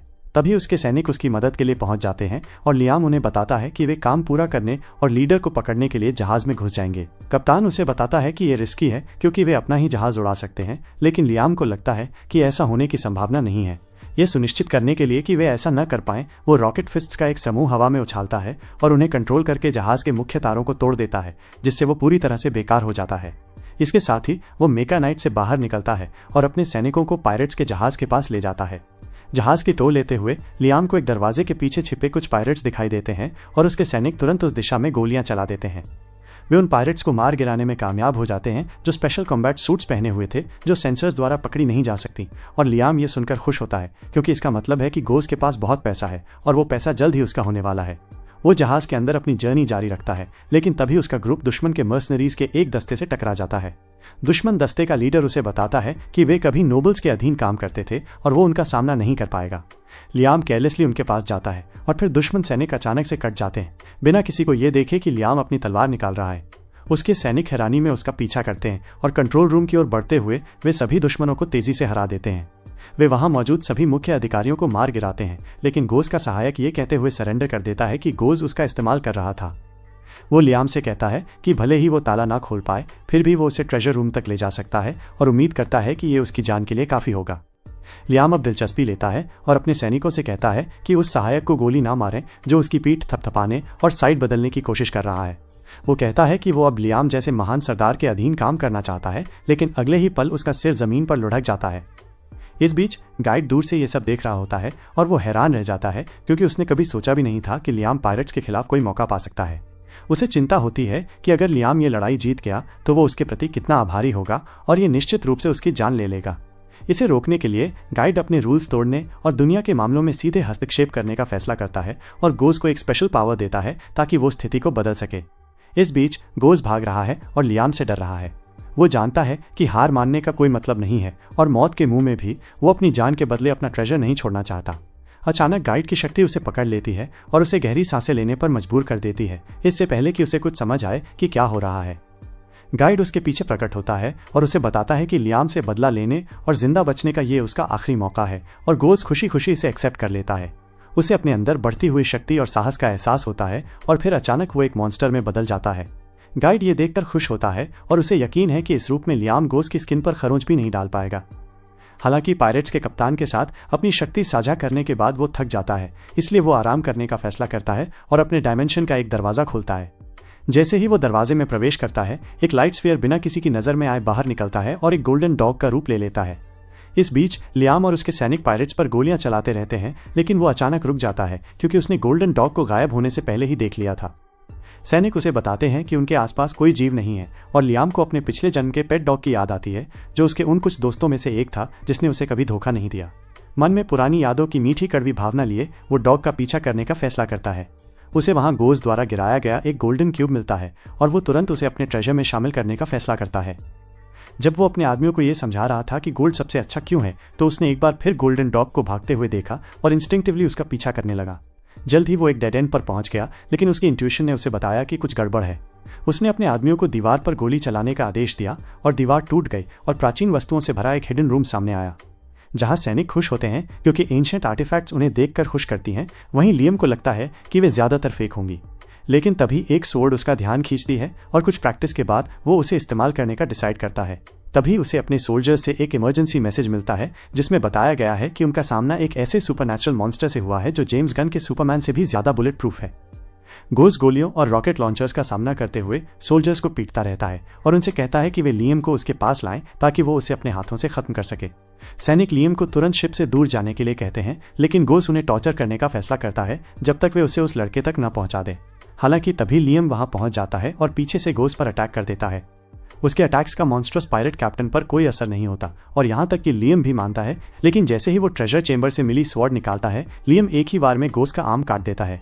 गोज उसकी स्वॉर्ड छीनने के लिए उसे थीफ कहता है, लेकिन लियम कामली जवाब देता है कि अब सब कुछ उसका है। वो अपने फॉलन सोल्जर्स का बदला लेने का डिसाइड करता है और गोज की दूसरी आर्म भी काट देता है, लेकिन गाइड की शक्ति से गोज से तुरंत अपनी आर्म्स को टेंटिकल्स में बदल लेता है। वो उनसे लियम पर अटैक करता है, लेकिन वे भी आसानी से कट हो जाती हैं और लियम अपनी नई स्वॉर्ड से बहुत इंप्रेस्ड होता है। जैसे ही सोल्जर्स लियम की रक्षा के लिए उसके चारों ओर गैदर होते हैं, गोज को एहसास होता है कि वही उसका सबसे बड़ा एनिमी है। वो अपनी आर्म्स रीजेनरेट कर फिर से उस पर हमला करता है। ये लियम तक पहुंचने के लिए इनफ नहीं है, जो अटैक से बच निकलता है और गोज को फिर से म्यूटिलेट कर देता है। पायरेट कैप्टन अपनी आइज पर विश्वास नहीं कर पाता और आखिरकार डर से भर जाता है। वो लियम से अपनी लाइफ स्पेयर करने की बेगिंग करता है और वादा करता है कि सारा ट्रेजर उसे दे देगा, लेकिन लियम कोल्ड टोन में कहता है कि वो ऐसा नहीं करेगा।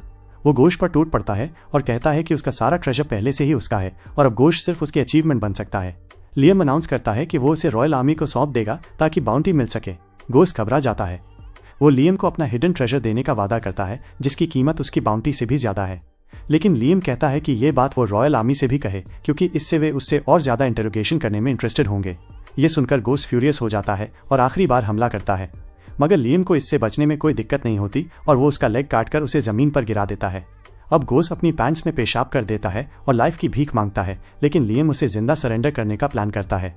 हालांकि उसका आर्मी कैप्टन उसे बताता है कि गोश को जिंदा पकड़ना बहुत रिस्की होगा क्योंकि उसने पहले ही उनके बहुत से मेन मार दिए हैं। लियम कहता है कि अगर वो पायरेट कैप्टन को जिंदा पकड़ लेता है तो उसे ज्यादा बाउंटी मिलेगी, लेकिन कैप्टन उसे समझाता है कि ऐसे ब्रूटल क्रिमिनल्स के लिए अगर वे फाइट में मारे भी जाएं तो भी रिवॉर्ड उतना ही रहता है। ये लियम के लिए गुड न्यूज है और वो गोश की लाइफ लेने का डिसीजन कर देता है। लियम जल्द ही अपने शिप पर लौट आता है, हालांकि वो पूरी तरह सेटिस्फाइड नहीं है क्योंकि उसे और इंटेंस फाइट की उम्मीद थी। वो बाकी काम जनरल पर छोड़ देता है और अमगी के साथ अपनी जीत का जश्न सेलिब्रेट करता है। इसके बाद लियम मर्चेंट थॉमस को बुलाता है ताकि गोश और उसके फ्लीट से मिले ट्रेजर की वैल्यू पता कर सके। थॉमस उसे एक एस्टिमेट देता है और लियम उसे मिलने वाली रकम देखकर इंप्रेस्ड होता है। अमागी कहता है कि वे इस अमाउंट से अपने डेट्स का बड़ा हिस्सा चुका पाएंगे। लियम हैरान रह जाता है। थॉमस उसे बताता है कि पायरेट्स द्वारा कैप्टिव बनाई गई लड़कियों के ट्रीटमेंट में इस्तेमाल एडवांस्ड मेडिकल डिवाइसेस का डेवलपर क्लिनिकल ट्रायल्स के डेटा मांग रहा है ताकि डिवाइस और बेहतर बनाया जा सके। लियम कहता है कि वो लकी है क्योंकि उसे बेस्ट जवाब देने वाला यहीं मौजूद है। तभी क्रिस्टीना वहां पहुंचती है और लियम के सामने नील डाउन कर देती है। वो बताती है कि उसका रिहेबिलिटेशन पूरा हो गया है और उसे हॉस्पिटल से डिस्चार्ज मिल चुका है। वो उसे इंटेंस नज़रों से देखती है और कहती है कि उसने न सिर्फ उसे हेल से आज़ाद किया बल्कि उसे फिर से एक डिग्निफाइड इंसान की तरह जीने का मौका भी दिया। लेकिन लियम को उसकी बातें बोरिंग लगती हैं। इसके बजाय वो उससे कहता है कि वो उसे और मर्चेंट को ट्रीटमेंट के रिजल्ट्स बताए। क्रिस्टीना तुरंत मान जाती है और कपड़े उतारने लगती है और लियम से कहती है कि वो उसके बॉडी को देखे जो पूरी तरह नॉर्मल ब्यूटी में लौट आया है। लियम अनइंटरेस्टेड रहता है और उसे थॉमस को दिखाने को कहता है। बूढ़े मर्चेंट को भी इसमें कोई इंटरेस्ट नहीं होता और वो कहता है कि इसे डिवाइस डेवलपर को ही दिखाना चाहिए। तभी नियास लियम को कुछ और वॉरशिप्स बेचने के लिए थ्रोन रूम में आती है। जैसे ही वो क्रिस्टीना को अंडरवेयर में देखती है उसे डर लगता है कि कोई और लियम को सेड्यूस करने की कोशिश कर रहा है। वो तुरंत आगे बढ़ती है, अपने कपड़े उतारती है और लियम से लिपट जाती है। कहती है कि वो उसकी पसंद किसी और से बेटर जानती है। लियम उसे बस दूर हो जाने को कहता है। तभी क्रिस्टीना अपनी स्वॉर्ड निकालकर नियास पर तान देती है और कहती है कि अगर उसे अपनी लाइफ की परवाह है तो लियम की बात माने। दोनों लड़कियां आपस में क्लैश कर रही हैं। तभी लियम को एक अननोन वॉइस सुनाई देती है जो उसे पुकार रही है। वो किसी और से डील नहीं करना चाहता, लेकिन फिर भी आगे देखता है कि तीसरी वेपन फैक्ट्री से नियास की राइवल यूलिजिया उससे मिलने आई है। क्रिस्टीना और उसकी गर्ल गैंग द्वारा इस्तेमाल किए गए एडवांस्ड मेकानाइट्स उसी ने बेचे थे और अगर लियम को उनका परफॉर्मेंस पसंद आया तो वो उसे और मेका बेचने आई है। नियास उस ब्लॉन्ड को गोल्ड डिगर कहती है जो इतने दूर तक बेचने आई है और लियम उसे हिपोक्रेट कहता है। यूलिजिया उसकी बात इग्नोर करती है और लियम को कुछ 2000 मीटर लंबे वॉरशिप्स दिखाती है जो नोबल्स के बीच काफी पॉपुलर हैं। वो तुरंत उनमें दिलचस्पी लेता है और अमागी से कहता है कि उन्हें एक खरीद लेना चाहिए, लेकिन अमागी उसे समझाती है कि इतना बड़ा वॉरशिप खरीदने के लिए उसे रॉयल फैमिली की परमिशन लेनी होगी। नियास उसे बताता है कि वो उसकी फैक्ट्री से छोटे बैटलशिप्स ले सकता है, लेकिन तभी क्रिस्टीना उसे वहां से चले जाने के लिए कहती है। उसी समय ब्रायन वहां पहुंचता है और लियाम को असली औरतों से घिरा देखकर भावुक हो जाता है। लियाम उसे समझाता है कि बकवास बंद करो और बताओ कि वो यहाँ किस लिए आया है। ब्रायन तुरंत बताता है कि गो के पायरेट्स दल को हराने की उसकी उपलब्धि के कारण उसे रॉयल फैमिली द्वारा सम्मानित किया गया है और इसी वजह से उसे कैपिटल प्लैनेट पर बुलाया गया है। लियाम जल्द ही राजधानी के पैलेस में जाता है और एक नौकर उसे गेस्ट रूम में इंतजार करने के लिए कहता है क्योंकि कुछ लोग उससे मिलना चाहते हैं। लियाम उत्सुक होता है कि यहाँ उससे कौन मिलेगा, लेकिन जब उसके माता पिता उसके सामने आते हैं तो वो उन्हें पहचान भी नहीं पाता। उसके पिता बार बार ऐसा जताते हैं जैसे लियाम के लिए उनका चेहरा याद रखना सामान्य हो, जबकि उन्होंने 40 साल पहले उसे छोड़ दिया था। जब अमागी कहती है कि सामने वाला आदमी उसका पिता है, तभी लियाम को थोड़ी याद आती है। अमागी ये भी बताती है कि उसकी माँ और दादा दादी भी आए हैं और वो हैरान होता है क्योंकि वे काफ़ी छोटे लग रहे हैं। वो उन पर तंज कसता है कि उन्होंने कभी पेरेंट्स का फ़र्ज़ पूरा नहीं किया और जैसे ही वो फेमस और सक्सेसफुल हुआ वे उसके पास आ गए। उसकी माँ हल्की हंसी हंसती है और फिर अमागी की ओर इशारा करते हुए कहती है कि लगता है उसके पास अभी भी वही डॉल है जो उन्होंने उसे बचपन में गिफ्ट की थी। लियाम को उसकी आवाज़ पसंद नहीं आती और फिर वो औरत कहती है कि रॉयल पैलेस में गुड़िया लाना ठीक नहीं। उसके दादा दादी भी उसे ताना देते हैं कि वो बड़ा आदमी होकर भी एक डॉल साथ लेकर घूम रहा है। वे उसे कहते हैं कि उसे ये फेंक देना चाहिए और अमागी दूसरे कमरे में जाने का सोचती है, लेकिन लियाम आदेश देता है कि अमागी उसके पास ही रहे। वो खिड़की की ओर देखता है और ठंडे स्वर में अपने माता पिता से पूछता है कि वे क्या चाहते हैं। वे बताते हैं कि सुना है कि हाल ही में उसे काफ़ी धन मिला है, इसलिए वे चाहते हैं कि वो उनमें से कुछ उनके साथ बांट ले। वे कहते हैं कि उसका अलाउंस बढ़ा दिया जाए ताकि वे भी लग्जरी लाइफस्टाइल जी सकें, और फिर उसकी चापलूसी करने लगते हैं ताकि वो मान जाए। लेकिन लियाम अमागी से बस इतना कहता है कि मेहमानों को बाहर का रास्ता दिखाओ। उसके माता पिता उसे कृतज्ञ बच्चा कहकर भड़क उठते हैं। वे कहते हैं कि उसे उन्हें और धन देना होगा क्योंकि वे पहले ही कुछ महंगी चीजें खरीद चुके हैं। तभी लियाम गुस्से में अपनी स्वॉर्ड निकाल लेता है। वो तलवार पिता की ओर तानते हुए कहता है कि यह जमीन और धन सिर्फ उसी का है और वो इसे किसी के साथ शेयर नहीं करेगा। वो उन्हें जाने के लिए कहता है। जाते समय वे शिकायत करते हैं कि उसकी परवरिश सही से नहीं हुई। उनके जाने के बाद लियाम अमागी से पूछता है कि क्या उसे अपने माता पिता का कर्ज चुकाना पड़ेगा। अमागी बताती है कि वो कानूनी तौर पर बाध्य नहीं है, लेकिन डेट कलेक्टर्स अंततः उसके पास आएंगे। वो सुझाव देती है कि वो उनका अलाउंस बढ़ा दे, लेकिन शर्त ये रखी जाए कि भविष्य में उसका उनसे कोई रिलेशन न रहे, क्योंकि अगर ऐसा न हुआ तो वे ड्रामा खड़ा कर देंगे जो उसकी रेपुटेशन के लिए अच्छा नहीं होगा। लियाम इस डरावनी स्थिति से बचने के लिए उनके कुछ कर्ज चुकाने का फैसला करता है और अमागी से कहता है कि वही उसका असली फैमिली है। इस बीच गाइड ये सब देख रहा था और वो लियाम के परिवार का इस्तेमाल उसे नुकसान पहुंचाने के लिए करने का फैसला करता है। दूसरी ओर लियाम के माता पिता को मैसेज मिलता है कि उसका अलाउंस बढ़ जाएगा, लेकिन उनके बीच फ्यूचर में कोई संबंध नहीं रहेगा। उसके दादा दादी उन पर आरोप लगाते हैं कि उन्होंने बेटे की सही परवरिश नहीं की। तभी गाइड अपनी शक्ति का इस्तेमाल उन पर करता है ताकि लियाम से सब कुछ छीना जा सके। उसके प्रभाव में आकर वे लड़ाई छोड़कर बैनफील्ड परिवार के मुखिया को बदलने का आवेदन करने का निश्चय करते हैं। वे कहते हैं कि एक बार उनके नाम पर एस्टेट और धन आ जाए तो वे लियाम की जगह नया उत्तराधिकारी चुनेंगे और फिर उसकी हत्या कर देंगे, क्योंकि वो अब काम का नहीं। गाइड को पूरा विश्वास है कि ये तरीका चलेगा, लेकिन उसे पता नहीं कि वो गोल्डन डॉग जिसने पहले लियाम को सफलता दिलाई थी अब भी उसके साथ है और उसे इस योजना की भनक लग चुकी है। इस बार वो अमागी को कमरे में ले जाता है और जैसे ही वो दरवाजे के पास पहुंचती है उसे एहसास होता है कि लियाम के माता पिता और दादा दादी अंदर हैं। वो उनकी बातचीत सुनती है और समझती है कि वे उसे परिवार के मुखिया के पद से हटाने की योजना बना रहे हैं, इस बहाने कि उसके पास एक एआई रोबोट है। कुछ दिन बाद लियाम को एक ग्रैंड सेरेमनी में मेडल ऑफ ऑनर से सम्मानित किया जाता है, लेकिन अमागी अपने कमरे से ये सब देखती रहती है। इसके तुरंत बाद लियाम के माता पिता प्रधानमंत्री के पास शिकायत करने जाते हैं क्योंकि परिवार का मुखिया बदलने का उनका ऑफिशियल रिक्वेस्ट रिजेक्ट कर दिया गया था। प्रधानमंत्री उन्हें बताते हैं कि लियाम को पद से हटाने की कोई आवश्यकता नहीं है, क्योंकि उसने 40 सालों से अपने इलाके पर अच्छा शासन किया है और उत्तराधिकार को लेकर कोई टेक्निकल समस्या भी नहीं है। लियाम के पिता शिकायत करते हैं कि वो नोबल होने के लायक नहीं क्योंकि उसने राजधानी में एक एआई रोबोट लाया है, लेकिन मंत्री को इसमें कोई प्रॉब्लम नहीं दिखती। वो कहते हैं कि लियाम अपनी अचीवमेंट्स के कारण एक ब्रिलियंट नोबल है और उसके साथ एआई रोबोट रखना कोई क्राइम नहीं। लियाम के पिता आखिरी बार डर फैलाने की कोशिश करते हैं, लेकिन मंत्री साफ शब्दों में कह देते हैं कि लियाम एम्पायर के लिए एक वैल्यूएबल एसेट है जिसने अपनी एक्स्ट्रॉर्डिनरी कैपेबिलिटी साबित की है।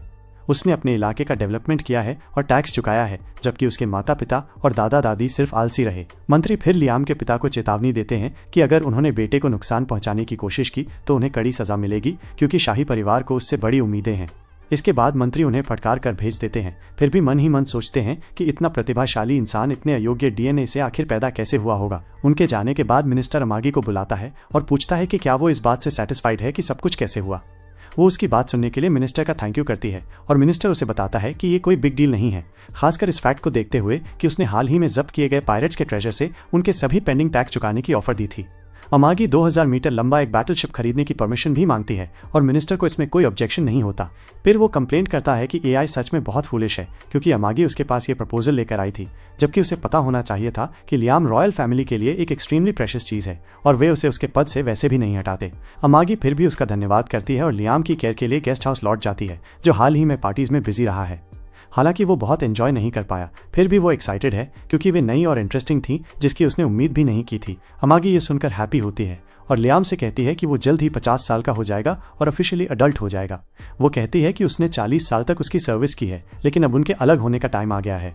लियाम को लगता है कि वो बस एक ब्रेक मांग रही है और वो तुरंत अग्री कर जाता है, लेकिन अमागी उससे कहती है कि वो चाहती है कि वो उसे अपने पास रखना बंद कर दे। लियाम इस सजेशन से शॉक्ड है और अमागी कहती है कि अगर वो अपने साथ एक एआई रोबोट रखेगा तो उसकी रेपुटेशन को नुकसान पहुंचेगा और उसके लिए बेटर होगा कि वो अपने साथ एक वुमन को रखे।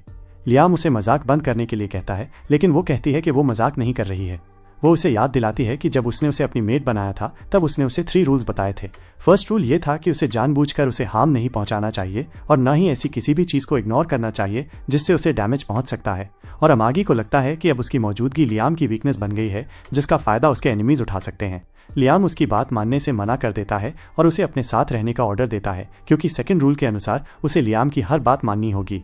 और मागी उसे याद दिलाती है कि अगर दूसरा रूल पहले रूल का वायलेशन करता है तो वो अपने आप कैंसिल हो जाता है। वो लियाम को हर चीज़ के लिए थैंक यू कहती है, लेकिन इंसिस्ट करती है कि वो उसे अब और डेंजर में नहीं डाल सकती। लियाम ये बर्दाश्त नहीं कर सकता और उसे याद दिलाता है कि एक थर्ड रूल भी है जो उसे अपनी सेल्फ डिफेंस करने के लिए कहता है, बशर्ते वो पहले 2 रूल्स का उल्लंघन न करे। अमागी कहती है कि वो कंप्लीटली सेफ है, लेकिन लियाम उससे पूछता है कि क्या वो अभी अपनी इमोशंस की रक्षा कर रही है। वो उसे सच बोलने का कमांड देता है और अमागी रोने लगती है, क्योंकि वो कहती है कि जब वो उसे छोड़ने के बारे में सोच रही थी तो उसका प्रोसेसर ओवरहीट हो गया था और वो ठीक से सोच नहीं पा रही थी। लियाम को अब यकीन हो गया है कि वो उसे छोड़ना नहीं चाहती और वो डिक्लेयर करता है कि अगर वो उसे छोड़ देती है तो वो हर समय ड्रंक रहेगा और अपने पैसे और कॉन्टैक्ट्स बर्बाद करेगा, जिससे उसका एरिया फिर से पोर हो जाएगा। वो कहता है कि वो ट्रेनिंग लेना बंद कर देगा और इतना वीक हो जाएगा कि कोई भी उसे किल कर सके, और फिर अमागी से पूछता है कि क्या वो उसे छोड़कर उसे रिस्क में डालना चाहती है। अमागी रिप्लाई करती है कि वो ऐसा नहीं कर सकती क्योंकि ये फर्स्ट रूल का वायलेशन करता है, और लियाम उसे बताता है कि इसका मतलब है कि वो उसे नहीं छोड़ सकती। फिर वो अचानक उसे हग करता है और कहता है कि उसे सब लोगों में से नहीं छोड़ना चाहिए, और अमागी प्रॉमिस करती है कि जब तक हो सके वो उसके साथ रहेगी। और इसी के साथ में ये वीडियो तो हमारे यहीं पर एंड होती है, लेकिन हमारे चैनल पर 2 स्ट्राइक आ चुकी हैं। इसी जैसे हमारा जो चैनल है बहुत ज़्यादा डाउन हो गया है। इसीलिए मैं आपसे केवल एक ही बात कहना चाहूँगा कि इस वीडियो को लाइक कर दो और इस वीडियो को ज़्यादा से ज़्यादा शेयर कर दो, जिससे कि हमारा चैनल दोबारा से ग्रो हो सके, और कमेंट भी कर दो जिससे कि मुझे फीडबैक मिल सके कि आखिर AI वॉइस ओवर आपको कैसा लगा हो। तो इतना काम जरूर कर देना, क्योंकि हमारा चैनल अभी काफ़ी ज़्यादा डाउनफॉल पर जा रहा है स्ट्राइक्स की वजह से। वैसे सेकंड चैनल भी क्रिएट कर लिया है जिसका लिंक डिस्क्रिप्शन में है। यदि तीसरी स्ट्राइक आती है तो शायद ये चैनल नहीं बचेगा, इसीलिए बैकअप के लिए उस चैनल को सब्सक्राइब कर लो जिस पे 2 के सब्सक्राइबर्स हमारे पहले से हो चुके हैं। तो चलो मिलते हैं इसी वीडियो के नेक्स्ट एपिसोड के साथ में, तब तक के लिए good bye, sayonara, good luck.